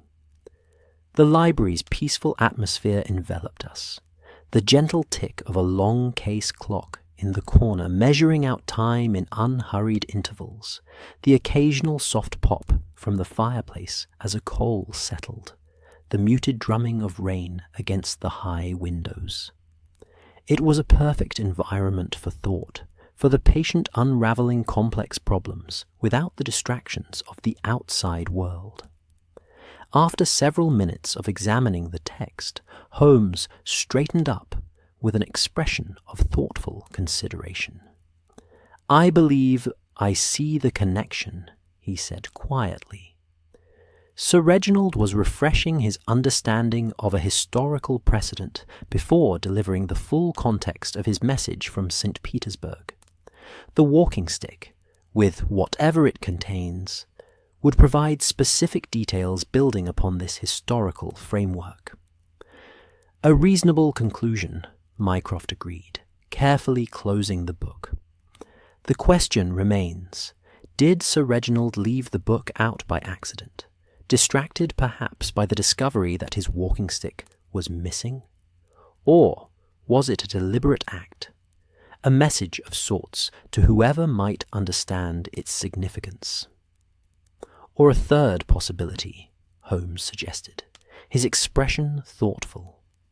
What if Sir Reginald was interrupted while studying? Perhaps someone approached him, someone who then followed him back to the main room and took advantage of an opportunity to remove the walking stick. Mr. Adler, I suggested, the pieces beginning to fit together in my mind. Possibly, Holmes acknowledged, though we shouldn't exclude other potential actors. The Diogenes Club, for all its emphasis on privacy and non-interaction, provides an excellent environment for discreet observation. Any regular member would know Sir Reginald's habits. Mycroft returned the book to its cabinet with careful movements, locking it securely before rejoining us. You raise a valid point, Sherlock. While Mr. Adler's timing and behaviour make him our primary person of interest, we should not develop tunnel vision. Holmes nodded agreement, his gaze drifting around the library with new awareness. The staff, for instance, Wilkins, Peters, Young, they observe everything while appearing to observe nothing. Years of service would give them intimate knowledge of members' routines. I vouch personally for Wilkins and Peters, Mycroft said firmly. Both have been with the club for over 20 years and have demonstrated unwavering discretion and loyalty. Young is newer, only 5 years of service, but his background was thoroughly investigated before his appointment. The fire shifted again in the grate, sending another gentle flare of light across the room. Outside, the thunder had moved farther away, now just a distant murmur, almost indistinguishable from the steady patter of the rain. The library's atmosphere had taken on an almost hypnotic quality, the combination of warmth, soft light, and the profound silence creating a sense of being suspended in time. I believe, Holmes said after a contemplative pause, that our next step should be a conversation with Sir Reginald himself. Not directly about the walking stick. That would likely make him defensive, particularly if he has indeed hidden it as a security measure, but rather about his recent experiences in St. Petersburg, more generally. A casual encounter, Mycroft suggested, nodding slowly. Perhaps at his other club tomorrow. He typically takes lunch at Brooks's on Saturdays. An excellent suggestion, Holmes approved. Watson and I could appear there by coincidence, a natural enough occurrence given the overlapping social circles of London's club members. I found myself rather enjoying this careful strategizing, the delicate approach required when dealing with diplomatic secrets and missing walking sticks that might contain vital information. It was so different from Holmes's usual cases, where we often confronted criminals directly or laid elaborate traps for their capture. This situation demanded subtlety, patience, and an understanding of social nuances that reminded me that for all his sometimes abrupt manner, Holmes was indeed a gentleman who could navigate such waters when required. Until then, Mycroft said, glancing at the library's clock, I suggest we conclude our investigations for today. The dinner hour approaches, and my usual table at the club's dining room awaits. Would you care to join me, gentlemen? The chef's pheasant is particularly excellent on Fridays. Holmes glanced at me with a questioning look, and I nodded my agreement. After the intellectual stimulation of the afternoon, the prospect of a well-prepared meal in the continued company of the Holmes brothers was most appealing. "We would be delighted," Holmes replied, "though I should warn you, Watson will likely include this meal in his published account some day, heavily disguised, of course, but recognizable to those who know to look for such details." I felt a flush of embarrassment at this gentle teasing, but Mycroft merely chuckled, a deep, warm sound that seemed at odds with his usually reserved demeanour. "I have long resigned myself to appearing in your chronicles, Dr. Watson, though I appreciate your discretion in how you portray my modest role in my brother's adventures." As we prepared to leave the library, returning to the rule of silence that would govern our movements through the main areas of the club, I took a final glance around this remarkable space. The soft glow of the lamps, the thousands of books standing in patient rows, the comfortable reading alcoves designed for solitary contemplation, all created an atmosphere of peaceful intellectual pursuit that seemed the perfect physical manifestation of Mycroft Holmes himself. The mystery of Sir Reginald's walking stick remained unsolved, but in this moment, surrounded by the accumulated wisdom of generations, and in the company of two of the finest minds in England, I felt a deep sense of contentment.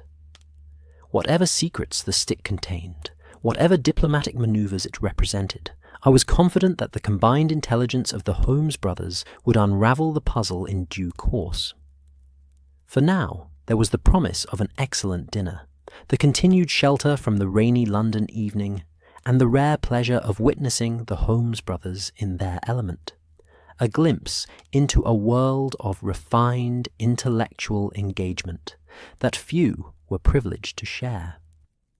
The Diogenes Club dining room proved to be yet another revelation, in an afternoon filled with discoveries. Unlike the oppressive silence of the main room or the reverent hush of the library, the dining room operated under modified rules that permitted quiet conversation in low, measured tones. The reasoning, as Mycroft explained while leading us to his regular table, was eminently practical. "Even the most dedicated adherents to silence," he murmured as we crossed the threshold into the warmly lit space, "recognize that certain activities benefit from minimal verbal exchange. Dining is chief among these." The room itself embodied understated elegance, walls panelled in dark walnut, a plush carpet in deep burgundy that absorbed all sound of footsteps, and well-spaced tables that ensured conversations could not be overheard by neighbouring diners. Each table was illuminated by a small shaded lamp that cast a pool of warm light, just sufficient to appreciate the food without creating harsh brightness. The overall effect was one of intimate comfort, a space designed for appreciation rather than display. Mycroft's regular table, I noted with interest, was positioned in a corner that afforded a view of the entire room, while placing his own substantial back against a solid wall. A choice that echoed Sir Reginald's preferred seating arrangements in both the main room and the library. I wondered if this preference for protected positioning was common among men who moved in diplomatic and intelligence circles, a professional habit that persisted even in presumably safe environments. A waiter materialized silently at our table, a middle-aged man with the dignified bearing and immaculate appearance that seemed standard for the Diogenes staff.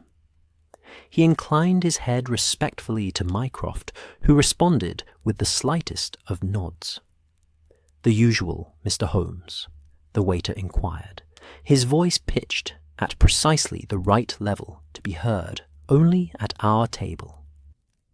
"Yes, thank you, Fletcher," "And the same for my guests, if they approve," Mycroft replied, glancing at us with a raised eyebrow. Holmes nodded his assent, and I followed suit, curious about what constituted Mycroft's usual dining experience. Fletcher acknowledged our agreement with another small bow, and withdrew to relay the order.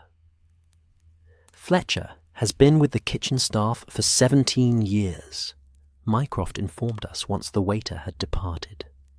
He began as a serving boy and worked his way up through dedication and an exceptional memory for members' preferences.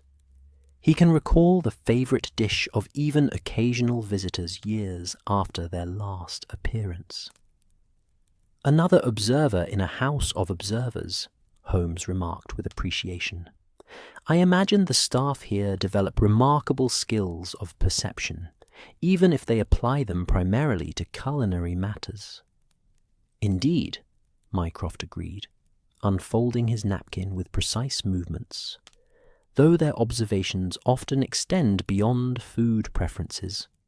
The staff probably know more about the true nature of our membership than the members themselves would be comfortable admitting." This observation hung in the air as Fletcher returned with a decanter of ruby-coloured wine and 3 crystal glasses. He poured with practised efficiency, the wine catching the lamplight as it flowed in a perfect arc from decanter to glass.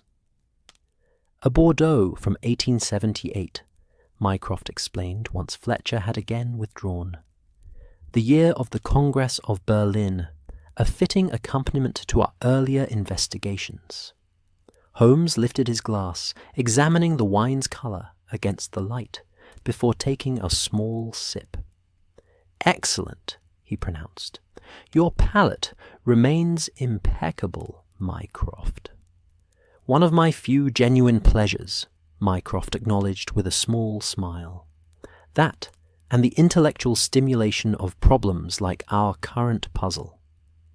The wine was indeed exceptional, rich with notes of dark fruit and hints of cedar and tobacco that spoke of proper aging.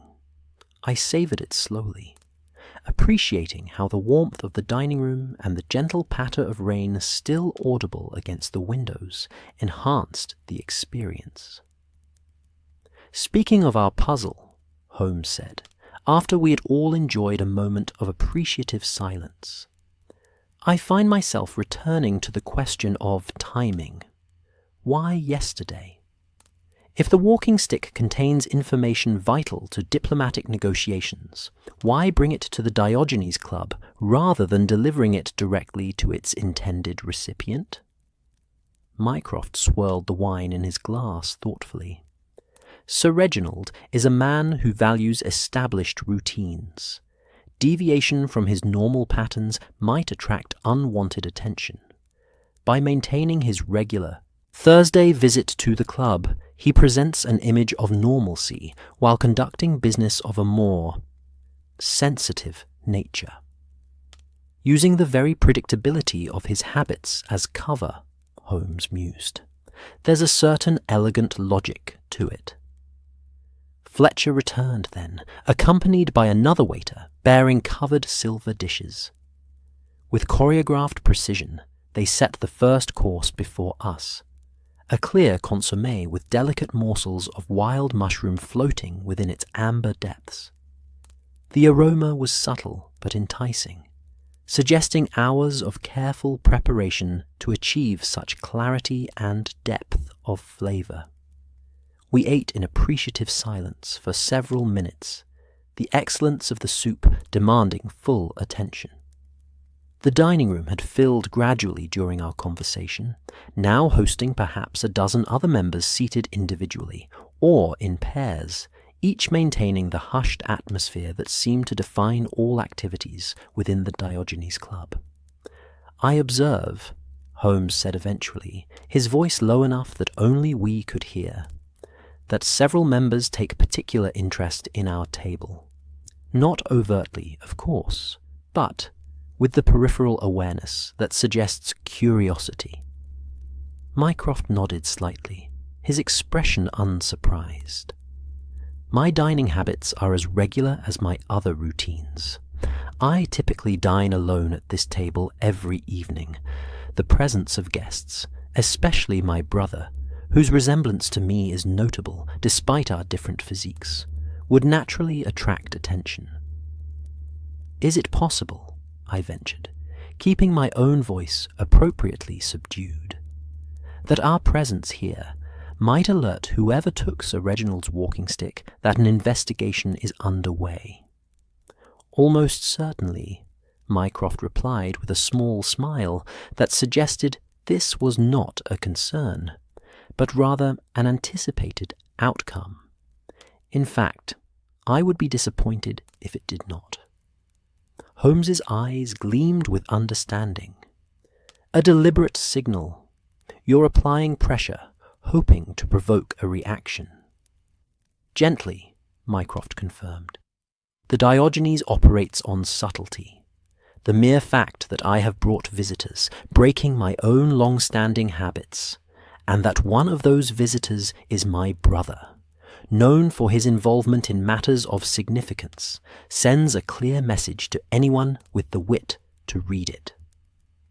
The soup plates were silently removed and replaced with the main course. Roasted pheasant served with seasonal vegetables and a wine reduction sauce. The presentation was artful, without being ostentatious. The focus clearly on quality, rather than elaborate display. "And what reaction do you anticipate?" Holmes asked, cutting into the perfectly prepared bird with evident appreciation. "That depends entirely on who took the walking stick and why," Mycroft replied. "If it was, indeed, our Mr. Adler acting as an agent for foreign interests, we might expect him to accelerate whatever plans he has for the stick and its contents. If it was taken as a simple act of opportunistic theft by someone unaware of its significance, we might see nothing at all." "And if Sir Reginald himself removed it?" I asked, recalling Holmes's earlier theory. "Then we might expect him to make contact, perhaps through channels that wouldn't attract attention," Mycroft said. "A note delivered to my office, or a seemingly chance encounter at another club." The pheasant was exceptional, tender and flavorful, with a crisp skin that provided perfect textural contrast. The sauce complemented rather than overwhelmed the natural flavors of the bird, and the vegetables retained just enough firmness to be satisfying. It was a meal prepared with obvious care and expertise, the kind that encouraged slow, mindful enjoyment. As we dined, I found my attention occasionally drawn to the other occupants of the dining room.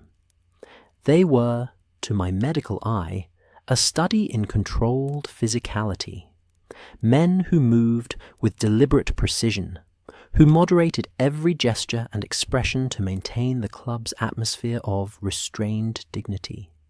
Even the simple act of cutting food or lifting a glass to the lips became a demonstration of disciplined movement. "You mentioned earlier," Holmes said, returning to our discussion after savouring a particular choice morsel, "that Sir Reginald was reading Orloff's account of the Treaty of San Stefano. The connection to current diplomatic efforts seems clear enough, but I wonder if there might be something more specific, a particular passage or annotation that relates directly to whatever is concealed in the walking stick."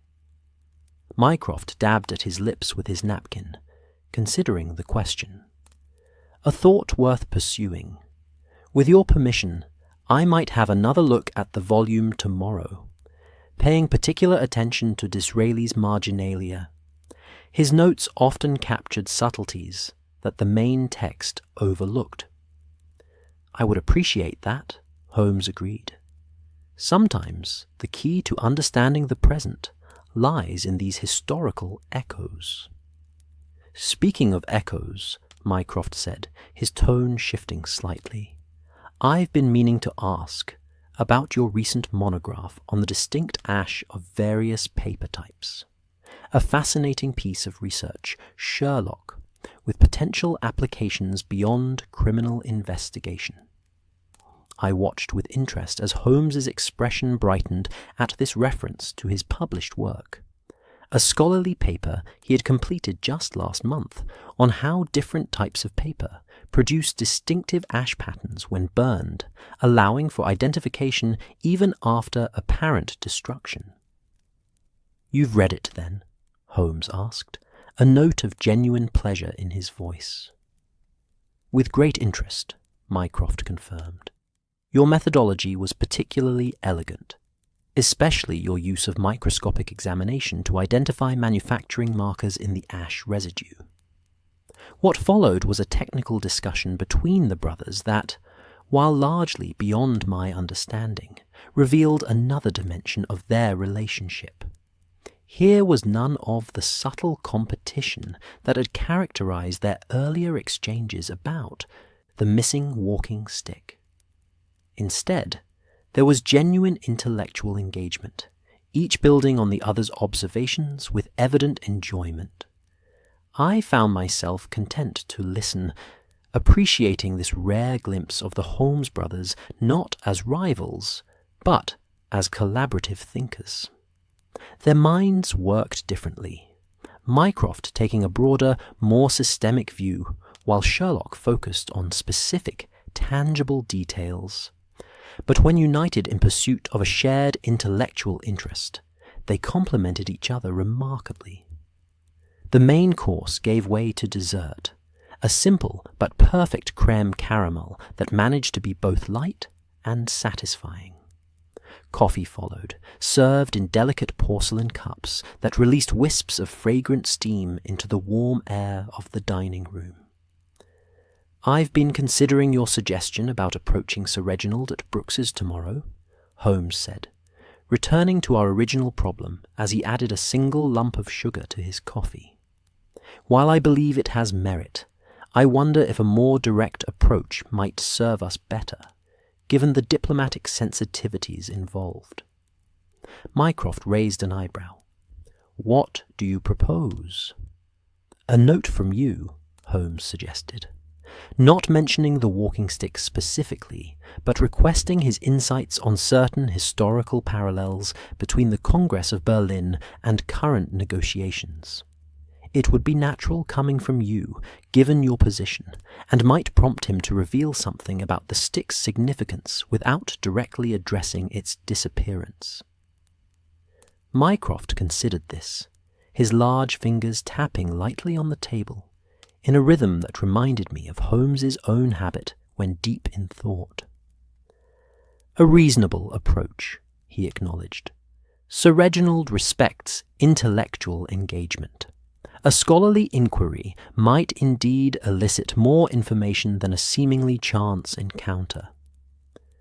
And it would have the advantage of maintaining the club's atmosphere of discretion," I added.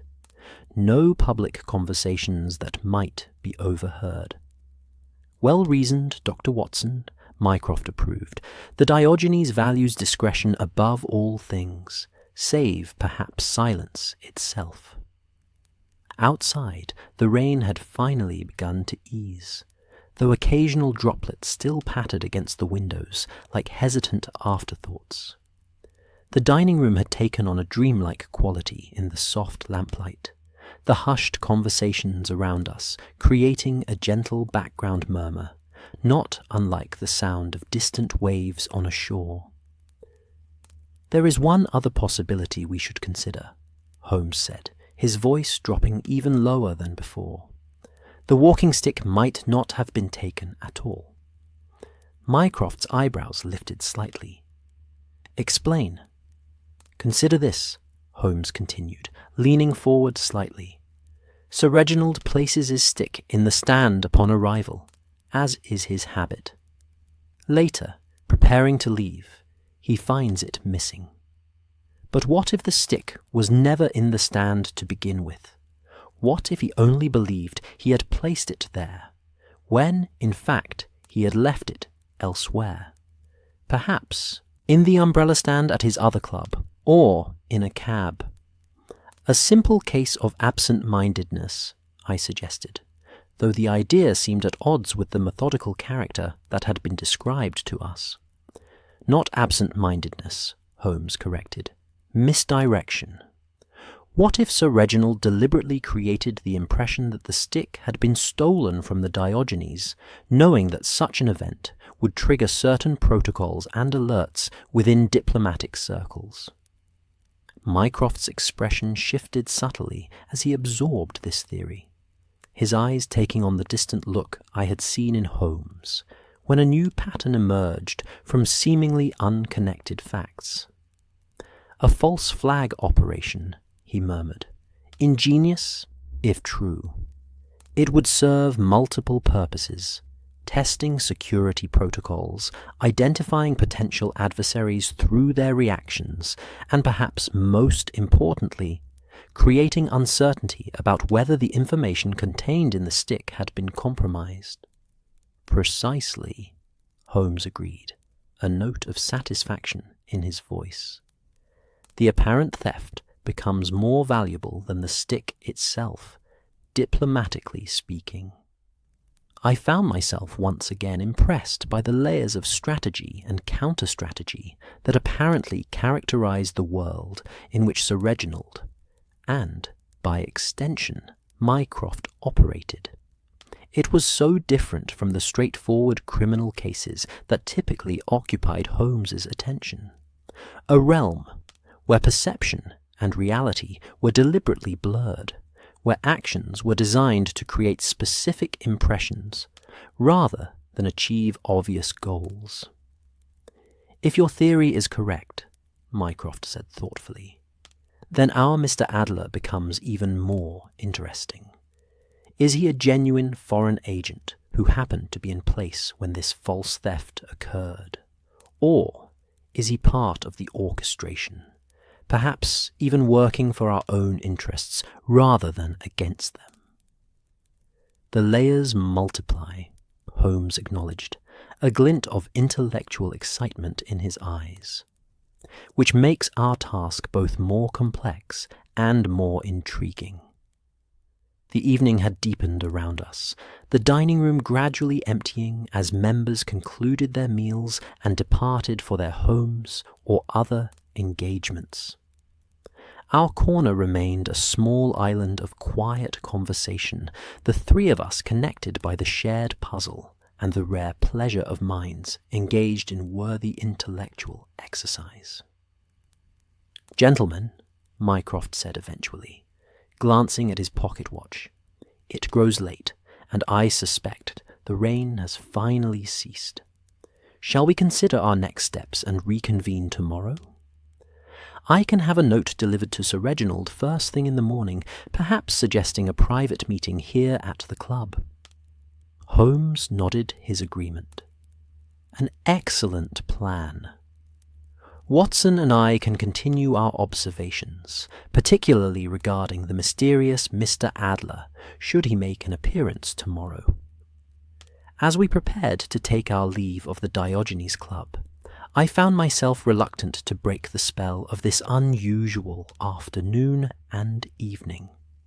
The club had revealed itself as a world within a world, a sanctuary of order and intellectual pursuit amid London's chaos, a physical manifestation of Mycroft Holmes's own ordered mind.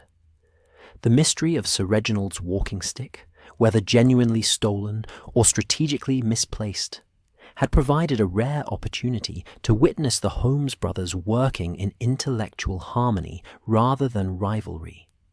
Their distinct approaches to problem-solving, Mycroft's systemic overview and Sherlock's attention to specific detail, had combined to create a more comprehensive analysis than either might have achieved alone.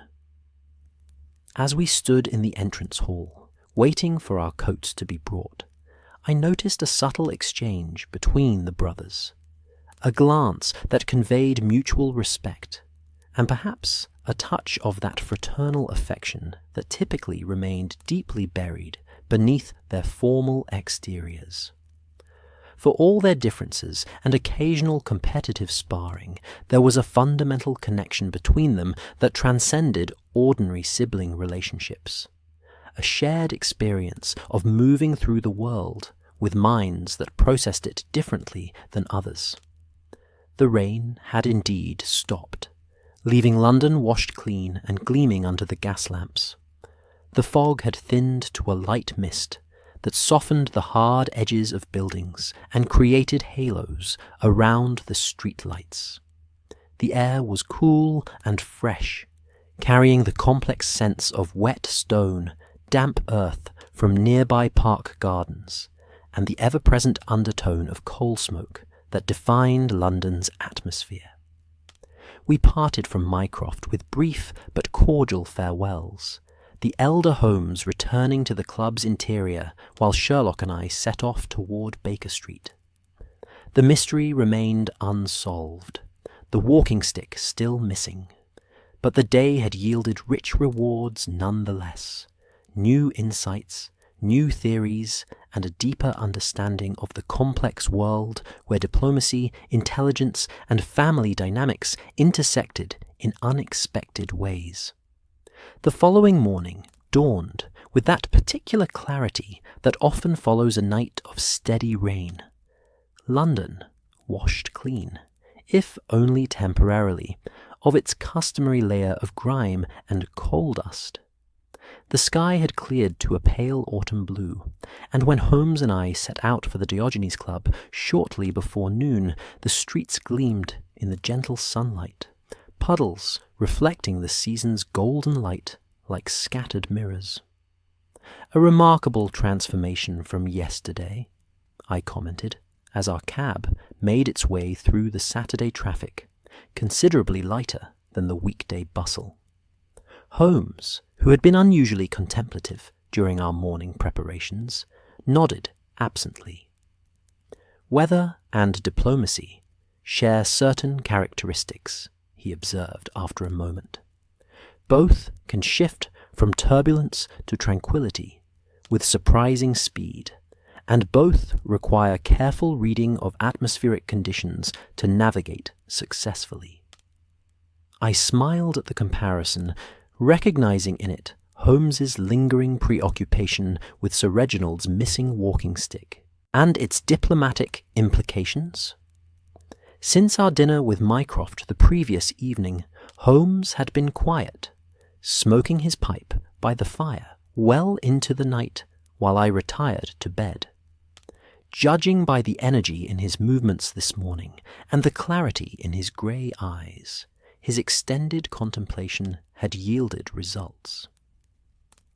"You've developed a new theory," I ventured, as our cab turned onto Pall Mall, the elegant facades of London's most prestigious clubs coming into view. Holmes's mouth quivered with a small smile. "Several, in fact, each building upon the foundation Mycroft and I established yesterday. I'm eager to test them against whatever new information awaits us." The Diogenes Club presented the same understated exterior as the day before, though it seemed somehow less forbidding in the gentle autumn sunshine. We were admitted with the same silent ceremony, the elderly attendant Wilkins recognizing us immediately and providing visitors' badges before leading us through the hushed main room toward the strangers' room. I noted that the club was less populated than during our Friday visit, with only a handful of members scattered throughout the main chamber. The scholarly gentleman Holmes and Mycroft had identified as the suspicious Mr. Adler was notably absent, his usual chair occupied instead by an elderly member deep in a foreign newspaper. Mycroft awaited us in the strangers' room, his substantial form positioned in the same chair he had occupied during our previous visit. A tea service had already been arranged on the table, steam rising gently from the silver pot. Despite the early hour, Mycroft was impeccably dressed in a charcoal suit that somehow managed to both accommodate and flatter his considerable frame. He looked up from a document he had been studying as we entered, his expression brightening with what appeared to be genuine pleasure. "Ah, Sherlock, Dr. Watson, punctual as ever," he greeted us, his voice at its usual carefully modulated volume. "I trust you found the morning agreeable for travel." "Indeed," Holmes replied, settling into the chair opposite his brother, while I took my place between them. London appears almost welcoming when freshly rinsed by a good rainfall. Mycroft poured tea with the same precision I had observed the previous day, his large hands displaying surprising dexterity with the delicate porcelain. "I've had a productive morning," he informed us, passing cups with appropriate deference to the ritual. Sir Reginald responded to my note with remarkable promptness. He will join us here at 1 o'clock, approximately 45 minutes from now. Holmes's eyebrows lifted slightly. "That was expeditious. Did your note suggest any urgency?" "Not explicitly," Mycroft replied, a hint of satisfaction in his tone. "I merely expressed scholarly interest in certain historical parallels between current negotiations and the Congress of Berlin, particularly as they might relate to Persian spheres of influence. The speed of his response suggests either eager academic enthusiasm or, more likely, recognition of the subtle message beneath my ostensibly innocent inquiry." "And Mr. Adler?" Holmes inquired, sipping his tea with evident appreciation. "Notably absent today," Mycroft confirmed. "According to Wilkins, he left a message declining his usual Saturday visit due to research commitments at the British Museum. A plausible excuse, though the timing is interesting." "Most interesting," Holmes agreed, his expression thoughtful. "His absence following our conspicuous appearance suggests awareness of potential scrutiny. A guilty reaction, perhaps. Or simply prudent caution from a professional observer who recognizes when the environment has changed," Mycroft countered. "Not all retreats indicate guilt." I watched this exchange with growing appreciation for the layered thinking both brothers applied to even the simplest facts. Where I might have simply noted Adler's absence, they immediately assessed multiple interpretations, weighing probabilities based on subtle contextual factors I would likely have overlooked. "I took the liberty," Mycroft continued, gesturing to a small leather portfolio on the table beside him, "of reviewing Orlov's account again this morning, paying particular attention to Disraeli's marginal notes as you suggested, Sherlock. Most illuminating." "Oh." Holmes leaned forward with evident interest. Mycroft extracted a sheet of paper from the portfolio, covered in his neat, precise handwriting. Disraeli made extensive annotations throughout the text, but his comments become particularly detailed in the sections discussing informal agreements regarding Persia.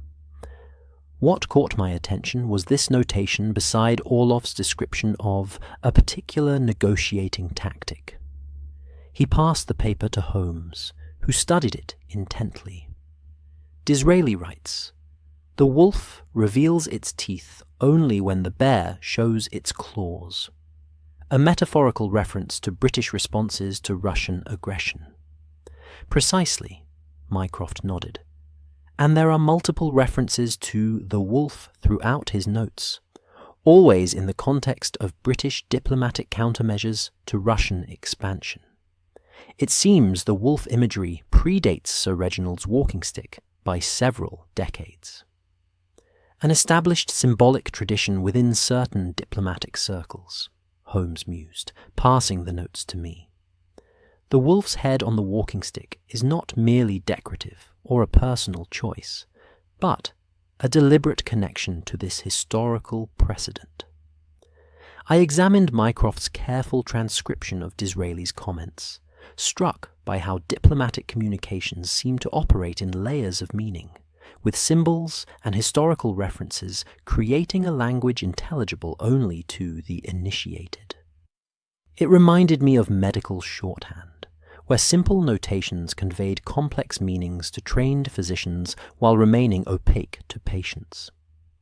"This adds weight to your theory, Sherlock," Mycroft acknowledged. "If the walking stick serves as a symbolic token connected to established diplomatic channels, its apparent theft, whether genuine or staged, sends a very specific message." Holmes nodded, his fingers steepled beneath his chin in that characteristic gesture of deep thought. "It signals potential disruption to those channels, forcing all parties to reassess their security and perhaps accelerating certain negotiations before information can be further compromised." "Creating a controlled crisis," Mycroft agreed, "with predictable responses that can be observed and evaluated." The fire crackled softly in the grate, a counterpoint to our quiet conversation. Outside the windows, the garden glistened in the gentle sunlight, raindrops still clinging to leaves and branches like tiny crystals. The Diogenes Club seemed to exist in a different temporal dimension than the bustling city beyond its walls, a place where time moved more deliberately, where thoughts could unfold at their natural pace, without the pressure of London's relentless energy. "And Sir Reginald himself?"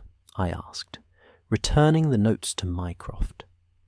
"Do you believe he orchestrated the disappearance of his own walking stick for these diplomatic purposes?" The brothers exchanged one of those communicative glances I had observed the previous day, a silent sharing of conclusions reached independently, but arriving at similar endpoints. "It seems increasingly probable," Mycroft replied. "Sir Reginald has demonstrated such tactical thinking in previous assignments. During the Bulgarian crisis of '85, he arranged for certain documents to be misplaced in calculated fashion, creating precisely the diplomatic pressure needed to advance British interests." "But why involve the Diogenes Club?" I wondered. Surely there are more direct methods if the goal was simply to create diplomatic uncertainty. Holmes smiled approvingly at my question. "Because the Diogenes provides the perfect balance of visibility and discretion, Watson. A walking stick vanishing from a public restaurant would be dismissed as simple theft. One disappearing from a government office would trigger formal security protocols that might escalate beyond the desired level. But the Diogenes exists in that carefully calibrated middle ground," Mycroft completed the thought. "Exclusive enough that incidents within its walls carry weight in certain circles, but removed enough from official channels that responses remain measured and informal." I considered this explanation, once again impressed by the elaborate chess game that apparently constituted diplomatic relations. "And Mr. Adler's role in all this? Is he an unwitting pawn in Sir Reginald's stratagem, or perhaps a knowing participant?" "That," Holmes said with evident anticipation, "is what I hope to determine when Sir Reginald joins us. His reaction to certain questions should be most revealing."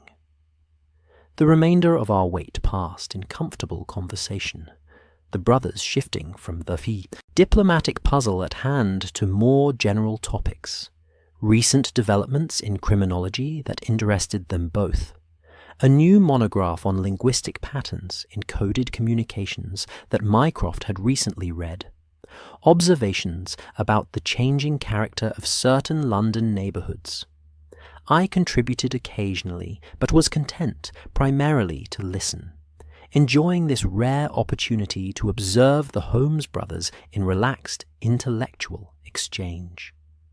At precisely 1 o'clock, A soft knock at the door heralded Wilkins, who entered with his usual silent efficiency. "Sir Reginald Musgrave has arrived, Mr. Holmes," he announced to Mycroft. "Thank you, Wilkins. Please show him in," Mycroft replied, straightening almost imperceptibly in his chair.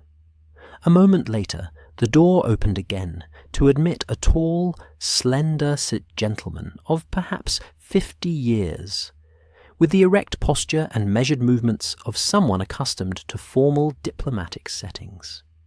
His features were sharp, but not severe, his hair silver at the temples, but still dark elsewhere, and his eyes, a penetrating blue, immediately assessed all three of us with a single comprehensive glance. "Mycroft, good afternoon," he greeted in a pleasant, cultured voice. "And this must be your brother Sherlock, whose reputation precedes him. And Dr. Watson, of course. An unexpected pleasure to meet you both." Holmes rose to shake Sir Reginald's hand, his expression revealing nothing of his theories regarding the diplomat's possible orchestration of the walking stick's disappearance. "The pleasure is ours, Sir Reginald. My brother speaks highly of your diplomatic acumen." "Too highly, I'm sure," Sir Reginald replied with a small, self-deprecating smile. "Mycroft sees patterns and connections that make my own modest insights seem positively pedestrian by comparison." He settled into the fourth chair at our table, with the ease of someone accustomed to joining delicate conversations already in progress.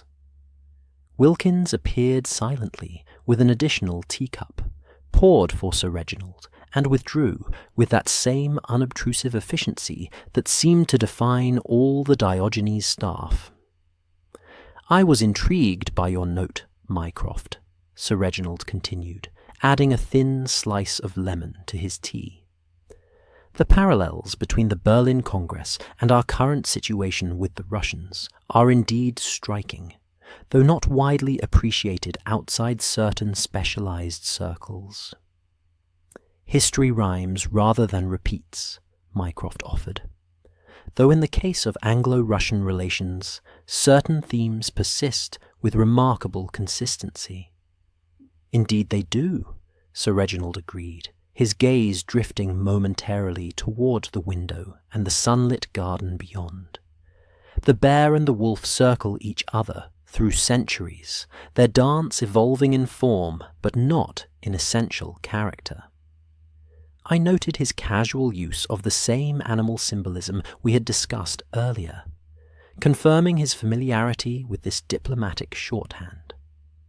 Holmes, I observed, had adopted a posture of polite attention that nonetheless allowed him to study Sir Reginald carefully, his keen eyes noting every small gesture and expression. I was particularly struck by Disraeli's annotations in Orloff's account, Mycroft continued, steering the conversation with subtle precision. His understanding of Russian intentions seems almost prescient when viewed through the lens of subsequent developments.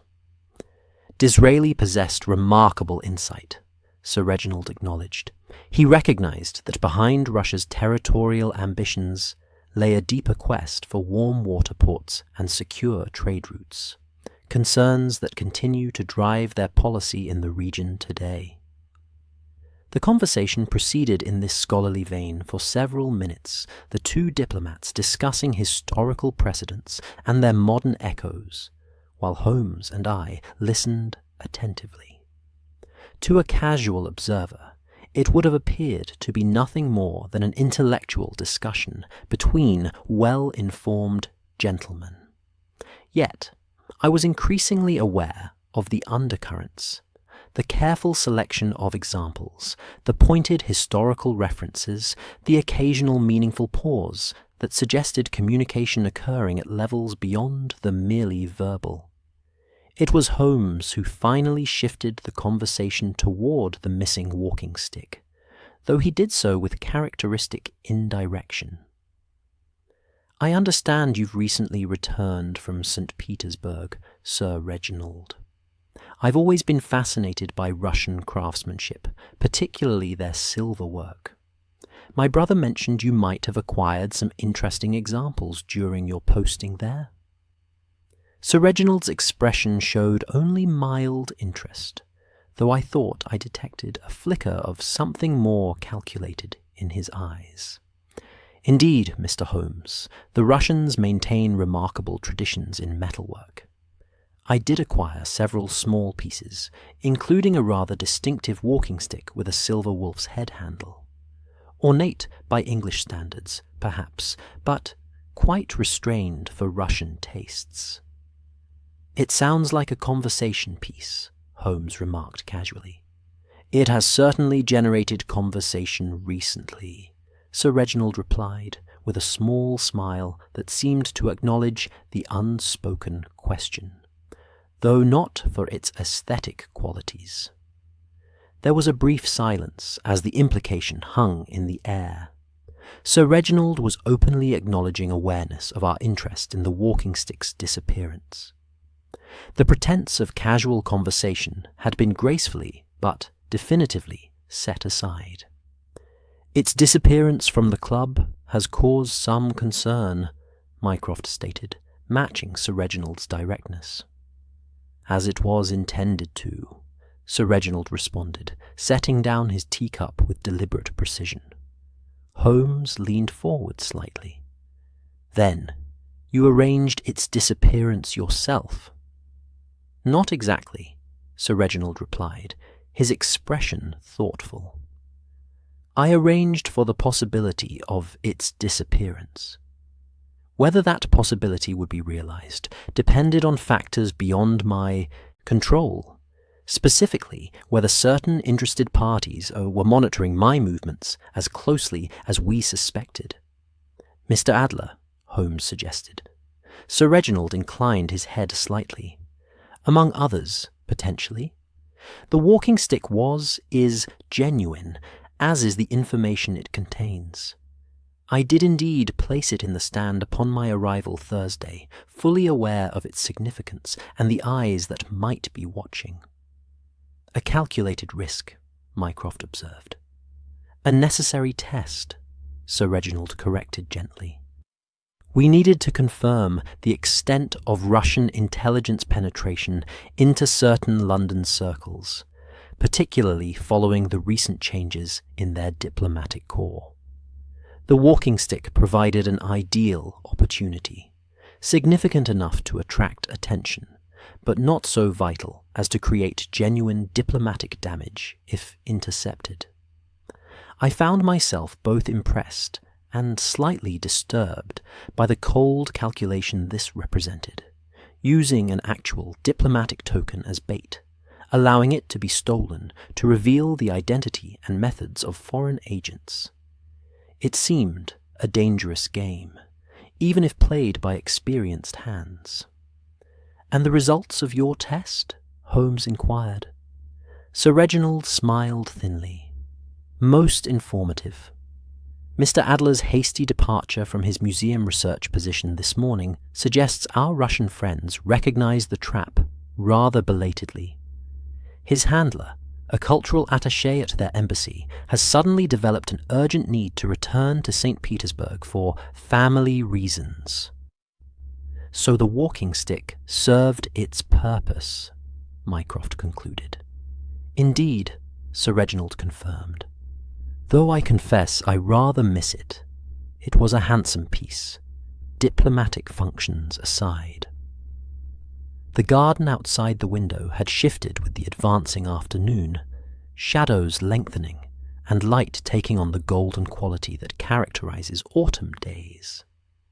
A gentle breeze had risen, stirring the rain-washed leaves and creating patterns of movement that seemed to mirror the complex dance of revelation and concealment playing out in our conversation.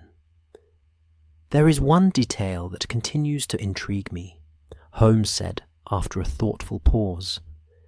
"The book you consulted in the library before discovering the stick's disappearance. Orlov's account of the Berlin Congress. Was that also part of your stratagem, or a genuine research interest? Sir Reginald regarded Holmes with evident respect. You are as thorough as your reputation suggests, Mr. Holmes. The book was indeed relevant, though not in the way an observer might assume. I genuinely needed to verify certain historical details to prepare for upcoming negotiations. That I chose to do so at the Diogenes, rather than at my office, was the calculated element, creating an opportunity for observation that would seem natural rather than staged. Layers within layers, Holmes murmured appreciatively. The nature of the work, Sir Reginald acknowledged with a small shrug. As I'm sure your brother could confirm. Mycroft, who had been listening to this exchange with that same expression of calm assessment I had observed during our previous discussions, now leaned forward slightly. The walking stick itself. Do you anticipate its return now that it has served its primary purpose? Sir Reginald's expression became more guarded. That would be informative in its own way. If Mr. Adler or his associates recognize the trap and return the stick through discreet channels, it would suggest a desire to minimize diplomatic damage. If they attempt to use the information it contains, despite now knowing we are aware of the theft, it would indicate a more aggressive posture that would shape our approach to the upcoming negotiations. A final test within the test, Holmes observed, with evident appreciation for the layered strategy. Diplomatic relations are rarely resolved in single moves, Mr. Holmes, Sir Reginald replied. The game continues through multiple exchanges, each revealing something about one's counterpart. The conversation shifted then toward more general topics. Sir Reginald's impressions of modern St. Petersburg compared to his previous posting there. Holmes's observations about changes in criminal methodology over recent years. Mycroft's carefully moderated comments about trends in international relations. It was a conversation among equals, each respected in his own sphere, each contributing insights from his particular perspective. As the afternoon light mellowed toward evening, Sir Reginald eventually took his leave, expressing genuine pleasure at having met Holmes and myself, and extending an invitation to contact him should we ever require assistance in matters touching on his areas of expertise. His departure left the stranger's room feeling somehow both emptier and more intimate, the three of us returning to the closer conversation of the previous day. "Well, Sherlock," Mycroft inquired once we were alone again, "your assessment?" Holmes leaned back in his chair, a look of quiet satisfaction on his angular features. A masterful performance, both yesterday's stratagem and today's measured revelations. Sir Reginald plays the diplomatic game with remarkable skill. "He is among our finest," Mycroft acknowledged, a note of professional admiration in his deep voice. "Though I suspect we haven't heard the complete truth about the walking stick, even now." "No," Holmes agreed. "There are additional layers he keeps in reserve. The stick itself likely contains information more significant than he implied, and I suspect the decision to allow its potential theft was approved at considerably higher levels than he suggested." I looked between the brothers, once again impressed by their ability to detect what remained unsaid, to read between the lines of even carefully constructed explanations. "Do you think the stick will reappear?" I asked. "Almost certainly," Mycroft replied, "though perhaps not in its original form. The information it contains will likely be returned through diplomatic back channels, allowing both sides to maintain appropriate fiction while acknowledging the rules of engagement." The dance continues, Holmes murmured, echoing Sir Reginald's earlier imagery. The afternoon had developed a golden quality, the sunlight taking on that particular autumnal warmth that transforms ordinary scenes into moments of unusual beauty. The Diogenes Club, so sombre and restrained the previous day under grey skies and rainfall, now revealed a different character, the wood panelling glowing with subtle richness, the leather furnishings warmed to the colour of burnished cognac, the garden beyond the windows a tapestry of greens and golds touched by the season's gentle hand. "I believe," Mycroft said after a comfortable silence, "that this concludes our little diplomatic adventure, at least for the present. Should the walking stick reappear or further developments occur, I shall certainly inform you both." Holmes nodded, though I detected a touch of reluctance in his expression. Not disappointment that the case had reached its natural conclusion, but rather a certain wistfulness, as if he regretted the ending of this rare collaborative endeavour with his brother. "It has been most illuminating," Holmes acknowledged, "a welcome change from the more direct criminal matters that typically occupy my attention." "And educational for me," I added sincerely. "I had no idea diplomatic relations involved such elaborate strategies and counter-strategies." Mycroft smiled, a genuine warmth lighting his usually composed features. "The great game takes many forms, Dr. Watson. My brother's battlefield is the streets of London. Mine is the quieter, but no less consequential realm of international relations. Both require careful observation, logical analysis, and an understanding of human nature in all its complexity." The brothers' eyes met in a moment of perfect understanding. Two exceptional minds, acknowledging their different paths while recognizing the common intellectual foundation they shared.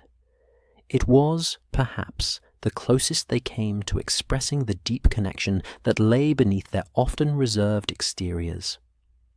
As we prepared to take our leave of the Diogenes Club, I found myself reflecting on the remarkable afternoon and now 2 days we had spent within its walls. What had begun as a simple invitation to tea had unfolded into an intricate diplomatic puzzle, a rare glimpse into Mycroft's world, and most valuably, an opportunity to observe the Holmes brothers in harmonious intellectual collaboration rather than their more typical distant respect. The walking stick with its wolf's head handle and hidden compartment had served its purpose, not only as a diplomatic test in Sir Reginald's stratagem, but also as the catalyst that brought together two remarkable minds that too often operated in separate spheres. Like the Silver Wolf itself, the brothers Holmes were solitary by nature, yet bound by deeper connections than casual observation might detect. London awaited outside the club's doors, its Saturday evening rhythms beginning to assert themselves as citizens emerged to enjoy the unexpected autumn sunshine after the previous day's rain. But, for a little while longer, we remained in the tranquil sanctuary of the stranger's room, enjoying the simple pleasure of minds engaged in worthy conversation, wrapped in the gentle golden light of an afternoon that none of us seemed quite ready to relinquish. That's our story tonight.